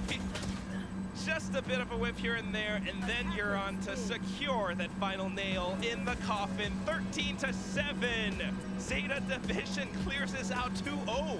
One of the teams that just did not budge to make a roster move for so long, but they start the first chapter of a story about building up talent in your own region throughout your own academy roster. I mean, today was a story of Uran and Hiruran. They topped the board on this map as well, but both of them performing quite well throughout this entire series. We all knew, okay, firepower upgrade for sure, but are they ready for tier 1? And Zeta says, why do you think we put them on our academy roster to begin with? Yeah, chat, why do you think? And this map just says it all. You saw it a little bit on Bind, but this one even more so because Uran and Hiruran just absolutely held down their own on sites. When they pushed, they did so much. Not to mention Depp and Laz, though, who are still firing off. Yeah, I mean, that's the thing, is that now they're a little bit eased up. They don't have to hard carry every single map, and that's what a lot of people that have been cheering for the Japanese squad have hoped for. A great first showing. Still a long way to go, but quite a convincing one for Zeta Division. And pressure not that hard. This is the new relaxed, loose, more aggressive Zeta, and it feels good. Meanwhile, for Global Esports, I mean, I still gotta say, right? Holby, lightning fast, new pickups, new players being put in, and they can perform as well. Yeah, I mean, lightning fast, he wanted that spot onto the main roster. He got it. He had some good moments. You call that Holby as well. I would say Russ, actually, in the first map, quite a few good shots, but they'll have to wait for another day. Now it's time for an interview with our winners. First winner for day 2 VCT Pacific Kickoff goes to Zeta Division. Hello. Make some noise, people. Oh, Yes, congratulations. kejujuran apa? 네, 오늘의 우승 개인 첫 번째 우승은 제타 디비전이 가져가게 됐습니다. 라즈 선수 만나보겠습니다. So Laz, you've been picked as a key player from the coach right before the match started. So you definitely Tara, proved it. buka So pa I dulu. want to ask you, what was your most satisfying move from today's game? 今日のやった中の動きで一番自分的に納得の高い Ichiban di bunuh. 何がありますか？そうですね、個人的というよりはやっぱチームとしてになるんですけど、全体で、うまく動けて連携も取れて、で相手に対してしっかり対策というか、そのなんていうんだろう、対応する戦い方をうまくきれいに支えたっていうのはすごい良かったなと思ってます。It's more of a team movement kind of way, but we were able to sort of connect with each other, make movements, and work towards what the opponent is doing to us. So we were able to do a lot of teamwork, show a lot more teamwork with the new members, and it was really great. 네, 개인적인 전략보다는 팀워크가 정말 돋보였던 게임이었던 것 같은데요. 팀 내에서 서로 많은 협력과 함께 대화도 잘 통하고 그래서 이 게임의 승리를 이끌어낸 것 같다고 말했습니다. So I'm seeing new players, new vibe, and new strategies also. So how was your teamwork in specifically to the details? How was your teamwork specifically in today's match? 新しいメンバーの2名が入って、特に今日、どういった面でその連携が取れたなっていう感じるところがあります。細かいコミュニケーションもうまいし、その意図が通りやすい、意図をすぐに共有できるっていうのも強みですし、あと少人数戦の打ち合いの強さが光ったなと思ってます。So the new members, we were able to communicate a lot more in detail, and it's easier with the new members, and it works really well to sort of communicate what we're actually thinking, and they understand what we're trying to tell them a lot more. And especially the new kids are really strong when we're shooting each other in small numbers, so they're really good in close fights, and it was really good. 네, 개인적으로도 이 두 선수가 보이는 전략이 매우 강하고 전 팀보다 좀 더 소통이 아주 활발하고 더 이야기가 많이 되고 있어서 조금 더 쉽게 게임이 풀리지 않았나 싶다고 답을 했는데요. 그러면 또 이번에 또 새로운 전략을 봤어요. 좀 차분했던 제타 디비전이 이번에는 좀 기다릴 땐 기다리고 아주 매서울 땐 또 매서운 전략을 가져갔거든요. 어떠한 변화가 있었는지 알아보겠습니다. We're seeing like new strats, you being more aggressive, also controlling the pace in the whole team. So what changes are going on your team? 今までにない作戦だったり動きみたいなのがたくさん見れたかなと思うんですけど、チーム内でどんな感じでの、作戦だったり練習が行われているんですか？そうですね、カルラオコーチが知識を持ってきてくれたり、あとはアイスボックスのリワーク入ったりして、どう戦ってくるか分かんないっていうところで、どのチームがどう戦ってくるか分かんないっていうのもがあるので、自分たちでいろいろ試しながら、強い戦い方っていうのを見つけて、この本番でうまく出せたなっていう感じですね。So because we have a new coach, Palau, he takes a lot of, he brought a lot of new insight to our team, and as well, especially for Icebox, we've got Yuran doing moves that we haven't had before. And because in the situation right now, we don't know what other teams are doing at the moment because we've got no stats. But we were able to sort of figure out how to be strong on our own and figure out a way that we could become stronger without relying on the data that we don't have yet. 네, 아직 팀에 이제 막 시작 경기인 만큼 많은 정보가 없어서 조금 더 차분하면은 거기에서 나오는 것 같고 또 코치님이 새로 오시면서 팀 내에서 많은 영감을 주고 있기 때문에 전략도 새롭게 바뀌면서 좀 더 공격적인 면도 나오지 않았나 싶습니다. So thank you for the interview, and we have the special wingman present for the fans. 네, 이제 인터뷰에 맞춰서 이제 선물을 또 팬분들에게 전할 건데요. Can you do a little sign on the map? Sign? Yeah, I got a. ウィングマンにプレゼントなのでサインをお願いしますということで。You can do it wherever you どこ want. でもいいよ。 Maybe on the side or the サイン middle. プレゼント。 Yeah, right there, right there. Perfect. Oh, okay, on the back. Nice signature. And then two fans. We have one right there. Can we hear a shout? I think that part is the most interesting. And from the back also. It's up to you. Yeah, you can キープ throw it to the どこ fans. に投げていって好きなところやられて Kayaknya berat Who gets the sekali. present for last? The winner's present goes to fans in the back. Oh yeah, you can throw it to the fans. Yes. Okay, Elias Last was kind enough to go to the back and give it to the fans. Okay, thank you for the interview. Wish the best luck. Thank you.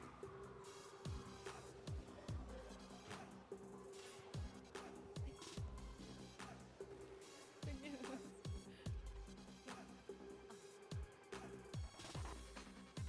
Yes, we are now going to look at the viewing party. Ah.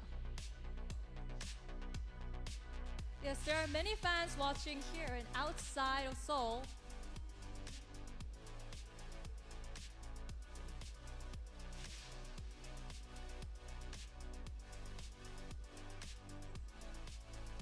Yes, for the viewing party, we can see fans all around the world.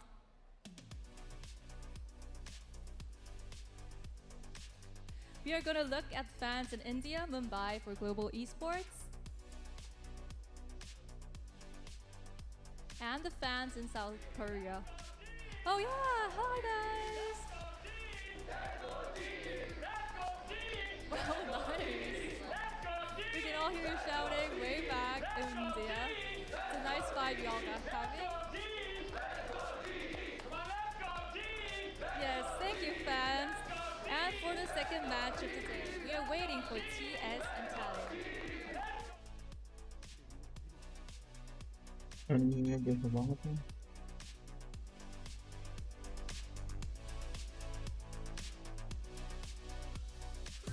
Oh boy, you know, the global esports fans, I love them. They've got so much energy and they just keep powering through no matter what the result. And honestly, global esports has some really good foundations. They kind of just need to harness that energy and that power they have, especially with Polvi on the team, and move forward. They're still in the game. It's not over for them yet. They're just moving to the lower bracket. But Zeta clears in a 2-0 in this game against global esports. Comms has clearly been a huge change for Zeta division, and that young energy they have with the new players, that new dynamic they have there, we're seeing a fresher Zeta. No, we absolutely are. And I mean, any concerns that we had, we were talking about at the start of the day, you know, how are they going to feel coming out here onto the stage? Now it's the big leagues. It's no longer show matches. It's not off-season events. Yoron and Hiroron, good God, what performances from them. Hiroron, especially in that second map, just coming out swinging with that Sova. Star-studded performance from him the entire way. And you can see Zeta oftentimes were disadvantaged. I mean, these are TRX, you know, last year's TRX level statistics where they're giving up these first kills, but they're still managing to clutch out the rounds in these 4v5, these 3v5s, whatever the statistic may be. They manage to come out on top, and a lot of that does boil down to clear communication. Yeah, and it just, again, just to kind of add to that from Hiroron's perspective as well, a lot of the highlights that he's gotten as well was off of just his teammates being very confident in him making that. They were baiting for him a lot. Like, Depp would just go in with his blades, try to get as much impact as he can, and if he cannot, Hiroron is there to pick up the slack, and he does that multiple times throughout this Icebox map. Absolutely, totally covered for Def as well. I mean, they played off each other really, really well. Polvi, I mean, we got to mention that one round in the very beginning. Oh, yeah, I mean, a risky play, Global deciding to go for that force buy once again after dropping yet another pistol, but that one, it absolutely paid off. Polvi looking phenomenal when it comes down to the sniping. That, you know, that outlaw in his hand, being able to pick up the 4K was really good, and it seemed like, okay, this is going to be Global rallying back. They have a solid read of how this icebox is going to be played by Zeta, and they should be able to take the win here to try to tie things up. But that Kayaknya feeling, unfortunately, gemoy. didn't last very long. Zeta, they came out swinging as soon as we swapped sides. It was just complete and utter dominance the entire way through, just basically riding that wave all the way into that 13 scoreline to be able to take it home. This was really good comfort to see from Zeta, because again, this is not a map that they have played it in a very long time, not since 2022, and that was in a loss versus North Epsilon. So they have not brought this to the forefront in a considerable amount of time, and clearly they've been workshopping it a hell of a lot. Sugar Zero as well, props to him. The scoreline might not really tell the whole picture, but I like some of the setups that he was going through. Clearly he's been putting some time into learning this harbor, which is something that I think he's only played twice in any sort of tracked capacity coming into this series. So this is his third showing on that agent ever. And overall, I think that his util setups were very much on point. Absolutely, especially with how they were playing just with that cove. Again, either to plant the spike or defuse the spike, whether it's attacking or defending. They really played around that so well that you saw how pressed Global Esports was just to kind of counteract that, and it still didn't pan out for them. I'm really excited to see the matchup between Bleed and GE now, because I think both teams are ones that show that there is like a foundation here, but it needs to be built up more. So who can have a faster construction job here, I guess is kind of the question.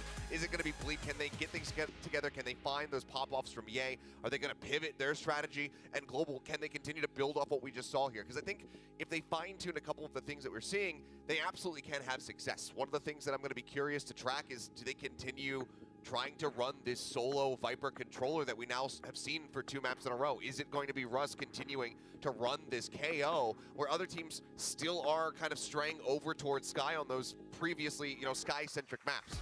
Yeah. And T1 versus Zeta, they're going to be facing off next. This will be really interesting as well. How are you feeling about that, I mean, I think the only word like I keep saying in any of these matches is just super excited, because again, Zeta, you already see how far the changes have been with the 2 additions again of Euron and Heroron, and it's already successful here.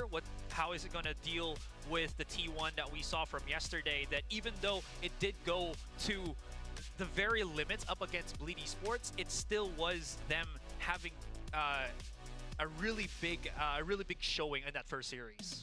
Yeah, I mean, one of the big things that I would love to see, because I think both teams are very happy to play on the map, is Lotus.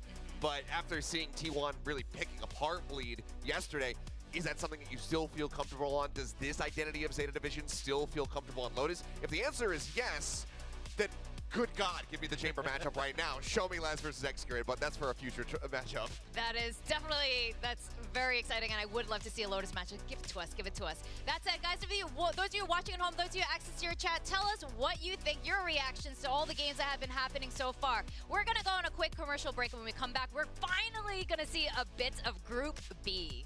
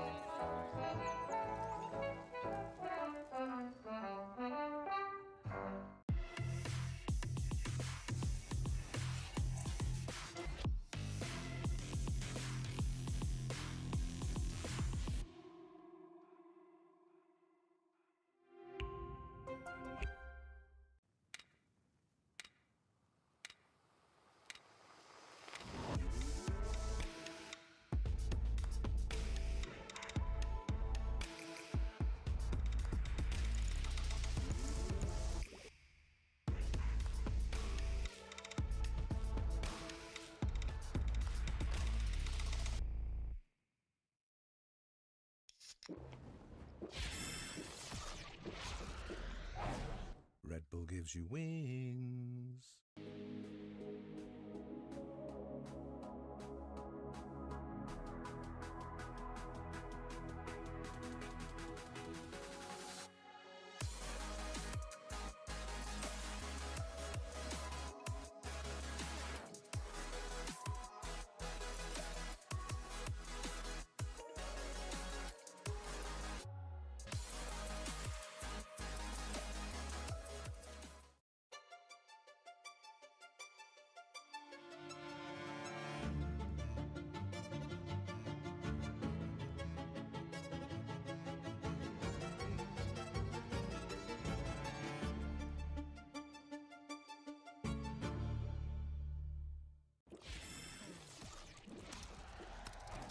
Red Bull gives you wings.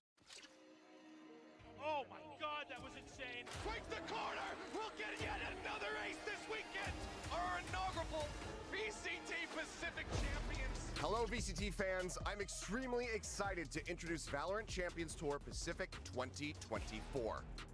Last year's VCT Pacific run was amazing, with our players showing their unreal potential on the global stage. This year, there are big and exciting changes coming up. Here are the updates and everything you need to know about VCT Pacific 2024. VCT Pacific will now have 11 teams competing across the region, with Bleed Esports' recent promotion to the International League through Ascension 2023, and we cannot wait to see them on the stage. Now let's talk about the tournament schedules. This year's journey begins on February 17th in Seoul. VCT Pacific is split into 3 stages: Kickoff, Stage 1, and Stage 2. 2 Masters events are held in between each stage, and Champions will begin in August as the culmination of global competition for 2024. VCT Pacific Kickoff will be split into 3 phases. The first phase is a GSL format where teams are separated into 3 groups, and the team to come out in first in each group goes straight to the playoffs. The 3 teams who finish second will play in a single round robin where the winner joins the playoffs in a single elimination format. After the intense battle during VCT Pacific Kickoff, the top 2 teams will advance to Valorant Masters Madrid. Now let's look at VCT Pacific Stage 1. Each team will be split into 2 groups of 5 Alpha teams and 6 Omega teams. Alpha teams will fight against the Omega teams in a single round robin. The top 3 teams who emerge from each group advance to the playoffs and will play in a double elimination bracket. Here, the top 3 teams will be punching their ticket to Valorant Masters Shanghai. VCT Pacific Stage 2 has the same format as Stage 1, but this time the Alpha teams will compete against each other in their own group. Same goes for the Omega teams.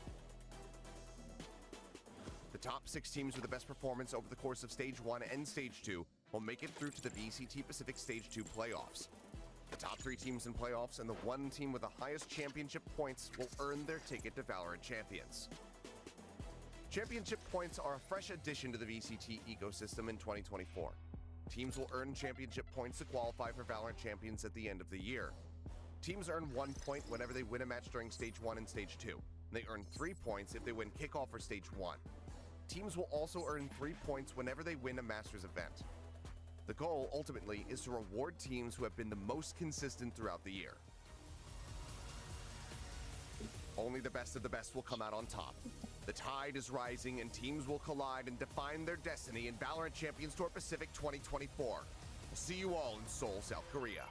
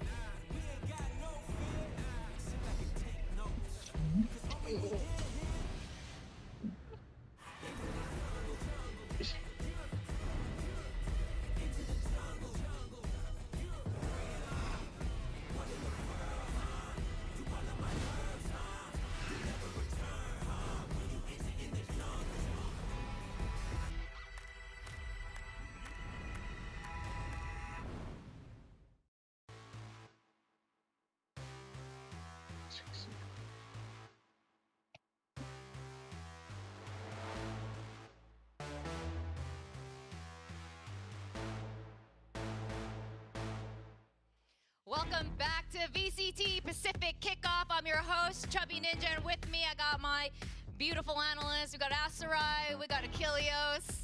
He's obviously used to being called that. Beautiful. I'm feeling real good because we're finally going to see Group B. I'm really excited to see this. We're going to see an adjusted Team Secret and a completely revamped Talon from Thailand. Although it seems like there are a lot of North Americans on the team now. There's a healthy mix is what we could say as far as Talon is concerned. But yes, it's been big changes. We just saw, another team that had monstrous changes in global esports. Couldn't get the win there. Talon, there's been a lot of eyes on this squad. We did get to see them a bit in the off season. Weren't able to win the tournament they were playing in. That was the ESL Clash of Nations.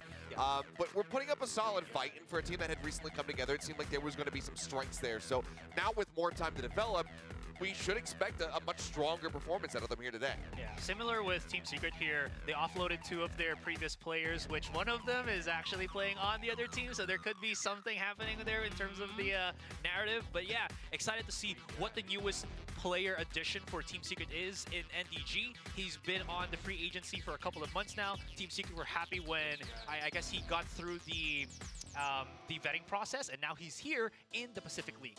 And we can see the players now. Team Secret, they looked really good, especially in the early part of the season last year, and they ended up finishing around 5th or 6th, and they actually faced up against Zeta during LCQ and lost that spot to Champions. So we're really excited to see this new iteration of Team Secret.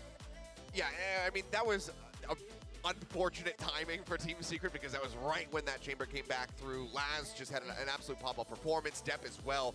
That duo was going crazy to be able to get them through that LCQ. So Secret is catching that power spike that Zeta had hit right at the very end. But I'm curious to see how they really fixed up some of the flaws that we saw for them, because yes, we do have JDG coming into this one. NDG, sorry. That's for a different tournament that's going to be starting in a couple days. But with NDG coming into this one, that means that we have one duelist player here. There's not that kind of fallback strategy that Secret did have last season, which was, okay, we're moving over to a map where the operator is going to be important. We need to put Dubstep over onto the Jet. We need to flip around our roles a little bit more because we just don't have the comfort there otherwise. They don't have that anymore. So how comfortable are they going to be? How much flexibility do they have in this roster is what I'm really curious to see from Secret. Now, Talon, this is a bit of a painful graphic to be showing off. They finished 9th in the regular season last year in LCQ, around 5th or 6th. But they did show one surprising game. I'm going to say one map that they took off of Paper X last year. But it was on Pearl, which is one of Paper X's strongest maps. Look, I mean, as much as we can compare and contrast Talon last season to this season, it's ultimately, it's not really worth it because A, the team is so very different. There's plenty of new faces that are coming into this Talon lineup. I mean, coaching staff has obviously been changed as well, so it's basically a completely different team. But the other thing is that, yeah, Talon, like, they had some moments last year, but they also had plenty of blunders. There was tons of series that Talon were playing in where it seemed like it was going to be winnable, where if they had just done one thing a little bit differently, maybe they could have closed out that map, maybe they could have won this round that would have then given them this momentum. But so often we were seeing them experiment with random things. Patty Pan was playing 17 different agents, never really getting to play anything twice in a row. Changes up on who was going to be playing in the lobby at given times, as well as just wild and bizarre strategies with the triple duelist attempt over on Split and that sort of thing. So with all of that going out the window, hopefully, I think that we can expect a very different display here from Talon. It's going to be hard. They faced off a lot last year, but like you said, it's a completely different roster now for Talon, or almost anyway. But Team Secret, let's get a real intro to NDG. Asarai, you're from the Philippines. Tell us, who is NDG and why should we care? I feel very down if I actually don't give him any information whatsoever. Anyways, NDG was a former NOWS esports player. He was very high in that particular team where he was duo as well with Mojo. Both of them went into the free agency, and like I said, they were able to, or he was able to get a slot here to play with the Team Secret roster. And real quickly enough, he was very known for his anchoring capabilities or even his Sova. So him slotting into Team Secret when they needed someone to be that anchor fits well with what the team needs now. And now we're looking at Lenny. You had mentioned this. He was a sub at Team Secret, and now he's the IGL of Talon? What? Yeah, I mean, this is a really wild arc for Lenny because not only was a sub, we saw him subbed in once, and it was in one of the most critical moments that it possibly could have been in, and unfortunately, he wasn't put in a position to have a really solid performance in that game, and that was a part of the, the Team Secret demise last season. Now he goes over on Talon. He's in an opportunity where he can get some revenge on his previous organization, but he's IGLing, and we don't really know what to anticipate from this whatsoever, whereas Jesse Vash, a much more known quantity as far as like what kind of strats he likes to go for. Fairly loose. We know that he likes to play the Sova. He likes to garner information for his teammates, but we don't really know what to expect from Lenny here. I mean, Aster, how are you feeling about this? Jesse is, he is so well known, not in just Valorant, in esports. And he's facing off against Lenny as IGL. Yeah, true. And again, it's already said there in the graphic that Lenny might know the ins and outs of how Team Secret are thinking about, but Team Secret, they're a team that I feel like still has some great mid-round calls, so might not be as clear-cut for Lenny here to find that counter against his former teammates. Well, this is going to be very exciting. And now you can see our predictions here. Quack is soaring with Talon today, but the rest of us is on the Team Secret train. Shout out to Razzie Binks, Team Secret streamer, definitely streaming this right now. All right. Achilles, why are you voting for Team Secret this time around? I think that Secret still, even with the flaws that they had last season, have a solid enough foundation to build off of, and they don't have to make too many playstyle changes to basically integrate NDG into this roster. So I think that they're at a higher jumping off point compared to Talon, but I also think that this could end up being a very close series. I think that, Coach Frost here for Talon, he has just been on the grind, so he has been working these guys hard to try to get them ready for this series. And having spent a little bit of time with the team, they are all getting along incredibly well. It seems like, as far as the vibes are concerned, everybody is very much on the same page as one another. And they've also been working up some interesting strategies that maybe we'll get to see here today. So I'm really curious if that's going to come into play. But just from what I've been seeing, I think that Talon has put in a solid amount of effort here at the time that they've had with this roster so far. But I think that Secret is just a little bit ahead of them, but I could be wrong. I mean, Cruz could also be teaching them some K-pop moves. There's a lot of synchronization happening with Talon. But Team Secret, okay, we're gonna put all the biases aside. Team Secret is a really strong team. Yeah. But I want your hot take on who the key player is from Team Secret. Okay, so when all of the other teams that we've been talking about, for today has been like Dep, Povi, all frontline players, it's not that role that I think Team Secret really shines on. It's actually someone in the middle, with Envy actually being that, I think, star player. He joined Team Secret, I believe, last year, made a huge splash. So with him, I feel like he's the one that really creates that tempo with those mid-round plays that Team Secret likes to do. Now, we are going to hear from the coaches themselves. I'm really excited. Warbirds was such an interesting character that we got to speak to last year. And now, the new coach, Frost. Welcome to Pacific. Okay, they're not quite ready at the moment here, but it's fine. I'll send my welcomes ahead of time. We'll get to those guys But let's talk about soon. this actually anyway with Frost and Boy. Boy came in a little bit later in the season as an assistant coach. What kind of, stylistically, what were we expecting from Talon?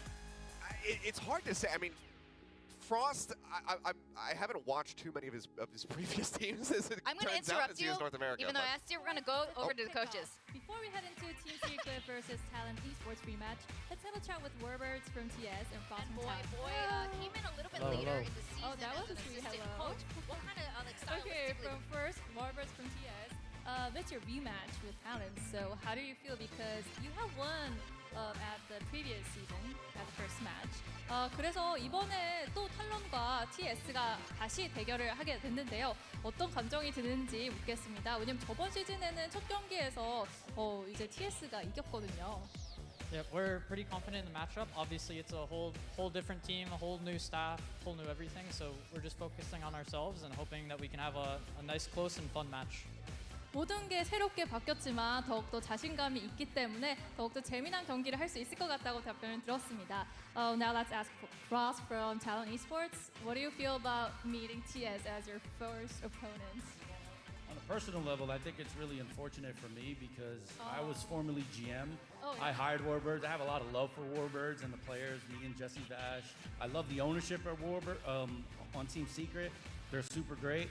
So it's unfortunate that my first matchup happens to be people I like, but at the end of the day, we came here to do a job and we didn't come here to lose. 일단 월버즈과 감독과 개인적으로 친분이 있고 전에도 함께 있었기 때문에 첫 번째 매치를 만나게 된 게 조금 안타깝긴 하지만 그래도 재미난 경기를 풀어나겠다고 답변을 받았습니다. Yeah, I'm sure both coaches have high expectations for the match. So let's also ask about how you prepped for today. So how did you prep for the match against Talon? Yep, so a lot of it was just focusing on ourselves. There's new maps in rotation, there's new patches, so a lot of it was focusing on us and trying to draw what little we can from like solo queue and stuff like that. 새롭게 바뀐 맵과 전략들이 많기 때문에 우리 팀 자체에 집중하는 것에 더 핵심으로 삼았다고 답변을 들었습니다. Then what about you, Frost? How did you prep for the match against? So for me, I kind of had a little bit of an advantage because I'm so close with them. So for our perspective, we basically just focused really heavily on the picks and bans. And since we know he's like a very good coach, we kind of had an idea of trying to be a little bit more tricky than normal. So I'm very curious to see if you can figure us out. 네, 월버즈 감독과 좀 친분이 있기 때문에 저희 팀은 이제 좀 더 맥픽에 집중을 했는데요. 이런 좀 다양한 맥픽에 대해서 TS가 어떻게 반응할지 또 TS는 어떤 걸 준비했을지 좀 궁금하다는 답변을 받았습니다. Yeah, we're all excited for the upcoming match, but do you have anything to say to each other? Last moment? You are still the homie. But not this one. Not today. Today's not your day. 네, 좀 친한 친구지만 오늘만큼은 좀 어려울 것 같다고 경고를 했는데요. And for Warburgs? Yeah, I love a lot of the people on the team, but I'm sorry we got to take it today. I respect it. 네, 팀 저 친분은 인정하지만 오늘만큼은 아닐 것 같다고 두 팀이 이제 피스펌프과 함께 경고를 날렸네요. Thanks for the interview, both coaches. The best of luck Thank you for very your much. team.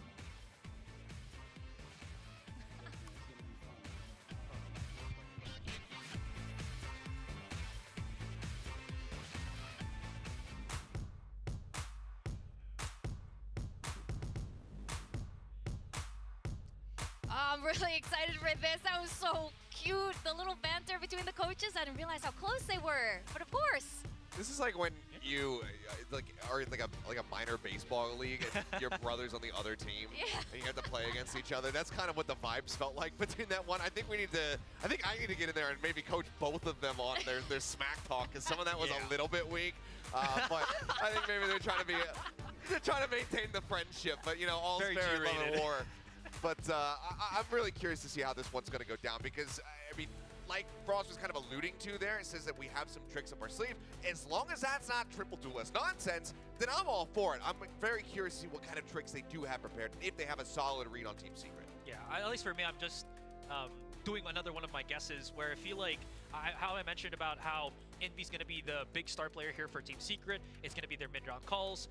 Talon, when I saw them in Clash of Nations, and thankfully I was the one of the talents that was covering that, they really put a lot of emphasis on Governor. Granted, that was a couple of months ago, so it might have changed within that span of time, but they really put a lot of emphasis on how very aggressive this import from North America is and could be playing through that strength coming into this one because, again, I don't really feel that Jeremy has really proven himself from last year specifically.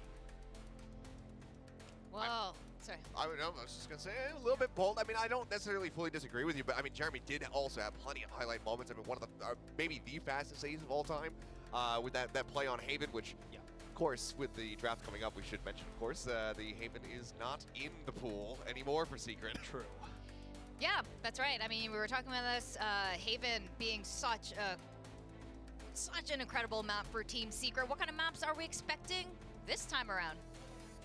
Again, if I'm just looking at my memory on what Team Secret was known for before Haven, it was bind and split. So if they can maybe gravitate towards that. But again, with the addition of NDG, them being a 5-man roster now, there's so many other things that they can focus on that maybe they have another, some different maps.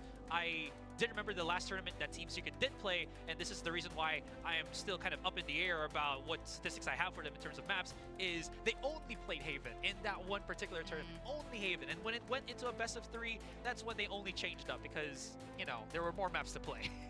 Yeah, well, maybe it was on purpose. It right? probably was. It was last month or weeks ago. Yeah.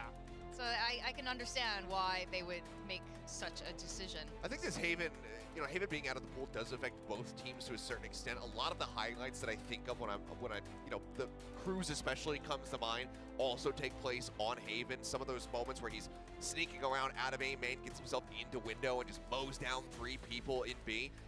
That was also a fairly comfortable map for them, but I think widely, I'm not sure what to expect whatsoever from Talon, because as far as I'm concerned, the slate is wiped clean. Last year, I don't think it's harsh of me or unfair of me to say was returns a bit on a spotted. mission to reach Champions 2024. Here to take the winner's ticket, it's Team Secret.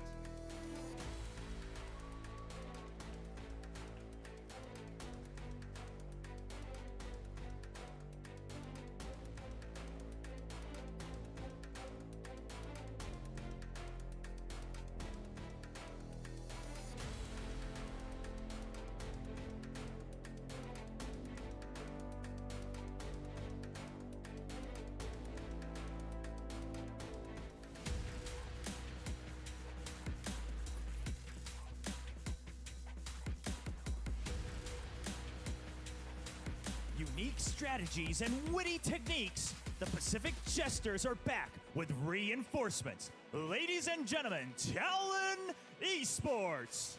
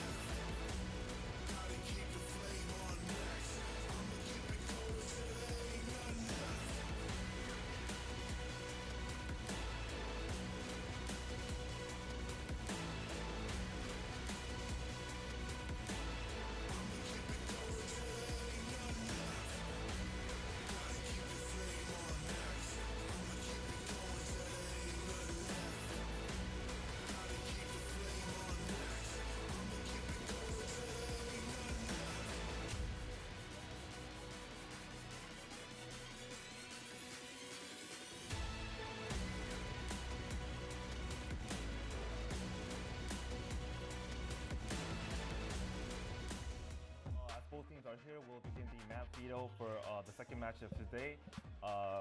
We'll be doing a coin toss to determine the higher seed. Heads will be Talon, and tails will be Team Secret. So it's going to be tails. So Team Secret, you may now choose whether to be Team A. All right, well, now we can get into this one. See where exactly we're going to end up. Talon does have the first ban. A lot of curiosity about this, because as I was saying before the walkouts came through, I think widely the slate from last year should be wiped clean, because it's a very different team, very different coaching staff, and a very different identity here. So Icebox does get taken away.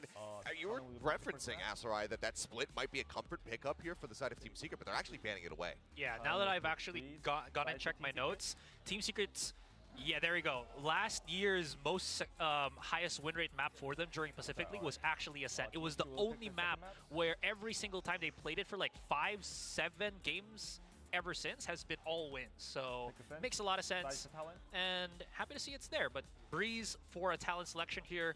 They might be looking something to spread out this defense that Team Secret has. And again, they haven't played this map in a long time, so everything is up in the air for this one. The Lotus is another one I'm a little bit surprised to see Secret ban away because they did have some very solid proficiency. And, you know, Jesse Bash's, just him opting to run that Sova on that map every single time was catching teams off guard a lot of times when it came down to his timings with the darts and whatnot. And not everybody really understood his timings nor his lineups that he was going to have on that. They take it away to leave Sunset out in the open for them. So it would be a debut for both of the teams on that map here in VCT. So if this one ends up going the distance, which I have a strong feeling that it very well could, and then we'll get to see how they pilot that map and if they have something a bit more unique there as well. My biggest concern for Secret going back to Ascent is, again, this is where we would see Dubstep being swapped over onto that Jet so that he could AWP. So what is the comfort going to look like for Jeremy now? I don't think I've ever seen him AWP as well, so that's going to be something to definitely see if he's picked up the sniper or he's just going to be maybe on a raise and then there's some kind of iteration that's different from what we saw last year that they're going to be bringing into Ascent. Another thing I just wanted to add real quick on Breeze, they Talon might actually want to try to bring out NDG into the open because of how big of a map that is, and he's going to be maybe soloing sites as that Sentinel. They could be looking at to spread him thin and try to make him the weak point of Team Secret on that Breeze map. But I mean, it is just another one here where you have these long sightlines where that operator can find an immense amount of value. Marshall, you know, Outlaw, whatever it may be, having that long range scoped in gun, it's going to find value for you almost no matter what. So Secret need to be prepared to try to pilot around that one because you can be damn sure that we are going to be seeing that very likely in his hands as well. Well, the first map is going to be Breeze. I mean, like you guys said, what I'm very curious about the team comms is Team Secret going to lean heavily into their comfort picks. I expect Jesse to remain, you know, the Sova king as he is. Especially on this map, you pretty much have to go for that one. The Sova still finds an immense amount of value. I mean, even just yesterday, where we had Breeze as the opening map between Bleed and T1, we saw those Sovas on either side from the likes of Crazy Guy and Carpe. So I think that it would be the most shocking thing if we go into Breeze and Jesse Vesh is not playing that Sova, but it's more about what is going to be going alongside it. Is it going to be Jet? How many other teams have been fooling around with trying to make this Yoru work? Because we also saw an immense amount of impact yesterday from Izu. Is that something that Talon have up their sleeve? They said that they have been messing around with some stuff. They've got some tricks that they're going to bring out here onto the stage to try to really mess with Team Secret. Is that Yoru a part of the formula? And of course, we're also very curious about stylistically how Talon's going to end up performing. I'm expecting a lot more aggression and a lot more cohesion coming from this team this year around. Yeah, and I mean, it's something that they need.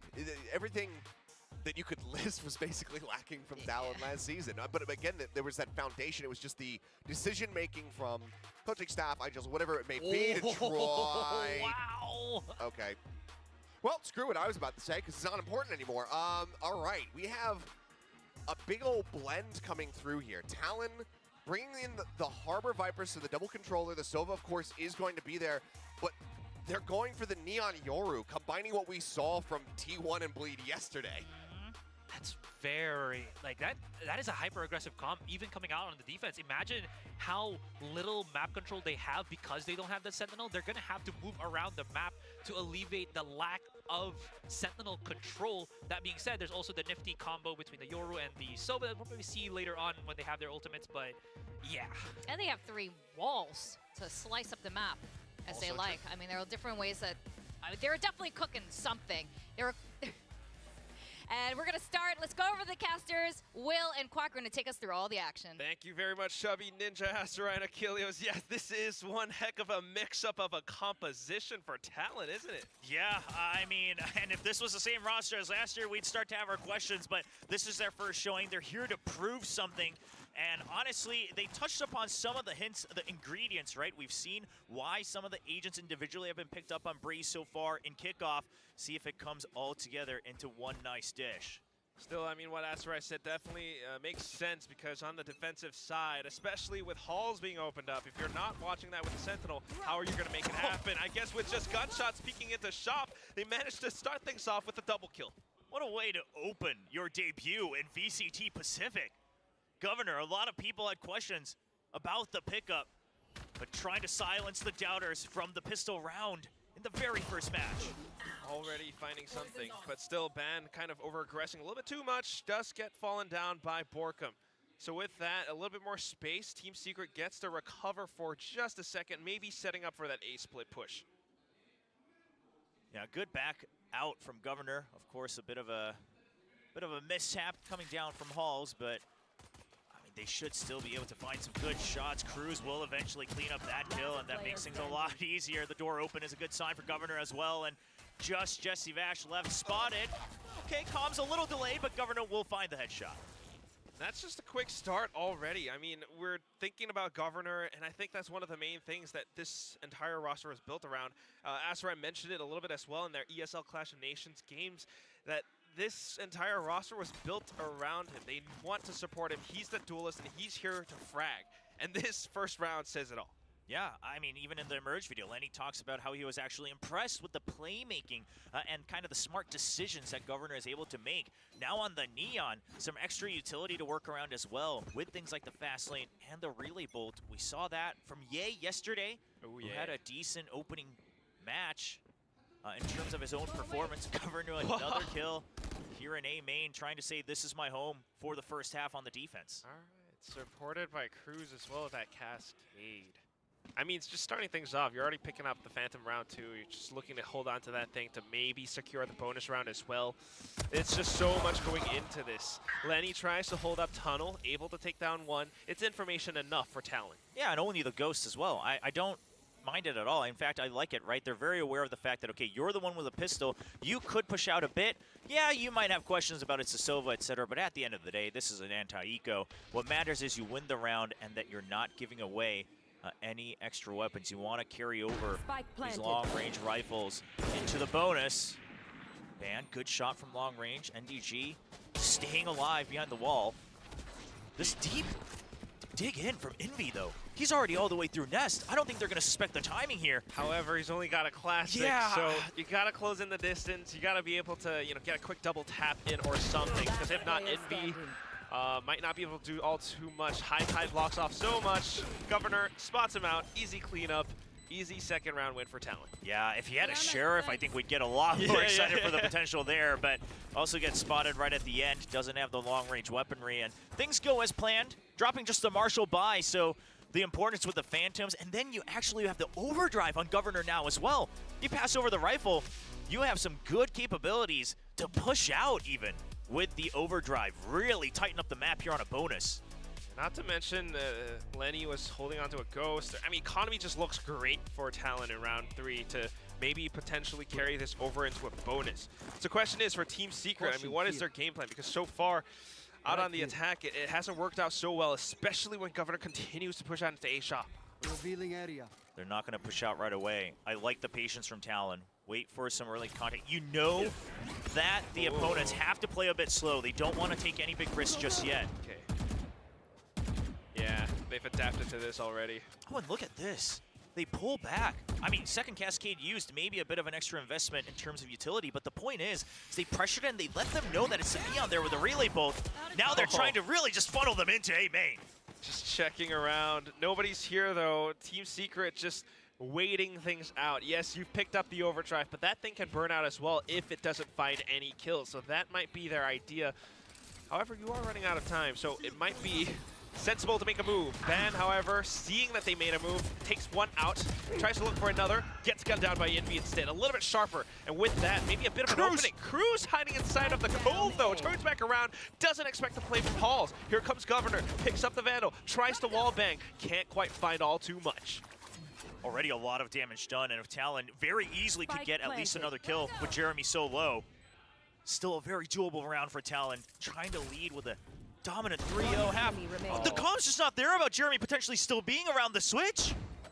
Just a bit of that mix-up of a 50-50 angle or something. I'm not too sure, but whatever it is, it's all down to Governor's shoulders right now, and with a 1-on-3, even with a Kuronami Vandal, it's just a little bit too much. Yeah, we don't want to read into things too early, but of course, I mean, they've talked about how, obviously, great credit to JitBoys, who is the one who mainly has to try to catch up to this language barrier as they've switched to a primary English calling. Everyone else has experience calling in English and communicating, so it could be part of that. but just something about it, maybe being pressed for time, bit of a mishap. But at the end of the day, bonus round, you're still getting away with a Vandal. So Talon, the result is not poor, but we'll see if those kind of hiccups start to show throughout the map. On the other hand, for Team Secret too, I mean, what a way for Envy to really break open this site. It was some trades going off back and forth, but at the same time, just a clear idea of how to set up this split. And that's the other thing too, because although it's great early round aggression from Talon on their defensive side, they leave a lot open, and you can see that Jeremy exploited just right that on A-Halls. Yeah, a very aggressive dig into Halls as well. Of course, now opened back up. So props to Jeremy. A big risk you take as that primary jet. Oh, it's a little too high. He sent it up from a little too far. NDG, welcome to VCT. Gets shut down on that first death. He's going to have to reconsider how he sets up those tripwires from long range. That's a rude awakening. Team Secret just trying to find ways still, but feeling some of these old patterns. They're not quite able to find all too much unless they get the information that they need. And with so many early aggressive plays coming out from Talon, they're starting to feel that heat. So just trying to escape that for a second. I mean, they keep holding back, but Talon's just going to keep pushing out. Yeah, and Talon has the read now, right? They've pushed out. They knew it was the Cypher. They didn't see any other further info from mid or on B main. Good shots from Lenny as well. Nowhere to go for Team Secret. Yeah, Recon just confirms even more, so they know it's very much so an investment into the A site. As long as everyone here stays tucked in, it's probably good enough. However, with the Owl Drone being committed, it's an easy frag kill for Envy. With the pushes out though, yeah, it's just way too much. Ben coming up from behind too. This round is over. And Ban's been this guy who's just walking out every round up to a certain point, gate crashes back, then scouts out the other side. Almost just like a deadly drone. And so far, I would say successful, even if he doesn't get contact on a map like Breeze. If you're able to dig deep and then gate crash back, a lot of information gained. Works very well in timing with Governor's pushouts in these first games as well. I mean, whatever plan that Talon had, it has been working out. We'll have to take a quick break, but hopefully it gets sorted out ASAP. Hopefully. Yeah, it did look a little bit weird, but whatever it is, still, I mean, the kills were kills, and you can definitely see that this is the game plan that Talon has brought to this map. Yeah, this is why they picked it. And the Desk talked about it, right? You have to play it. I totally agree. You even have the double controller. The Harbor can help with pushouts as well. And that's the only way you're going to feel comfortable at your defaults on a wide map like Breeze. And so far, it's working. Now the question is, you still have something like the Cypher. Now, obviously, you got to be careful how you put up your tripwires. But Team Secret, they do have tools to answer to this, you know, one way or another. Whether it's you always go in as 5 and you start to rush and make sure that they can't just comfortably push out, have a good post plant, or do you always wait for the early picks? And that's up to you to decide. Obviously, they can't discuss it here, as we do have a tech pause on a timeout, but we'll see what the adjustment is, because this has now been the consistent story in the past couple rounds, the first round of this match. Yeah, you really got to find those gaps to really exploit this game plan that Talon has, because although you are pushing out a lot, although it can be really successful, there are little bits where it still leaves a little bit more for Talon to exploit, and we saw that in round 3, despite the good ideas from Talon. Yeah, I'm curious. I'm curious how, because I want to see how Team Secret answers back, because I have faith that they will, and then I want to see what the next page looks like from Talon. Because the attacking side, I think we have some good ideas on how Talon expects to play around it, and that'll come down to execution. Of course, the Yoru can continue to kind of poke and prod, kind of mess up the Cypher setups as well, and then the Neon's still there available for the actual execute with things like the fast lane. But on this defensive side, if they keep getting away with these, and I wouldn't say it's for free either. I would say a couple of these, I mean, Team Secret's ready, and Governor's just getting the first kill. It just is Governor getting that first kill. I mean, repeated so many times, this map could be over that quick. So, of course, you know, there might be some issues here and there. There are a lot of Team Secret supporters. Oh, yeah, we've got supporters on both sides, but you love to see it. Obviously, a very passionate group of fans that we've come to know and love.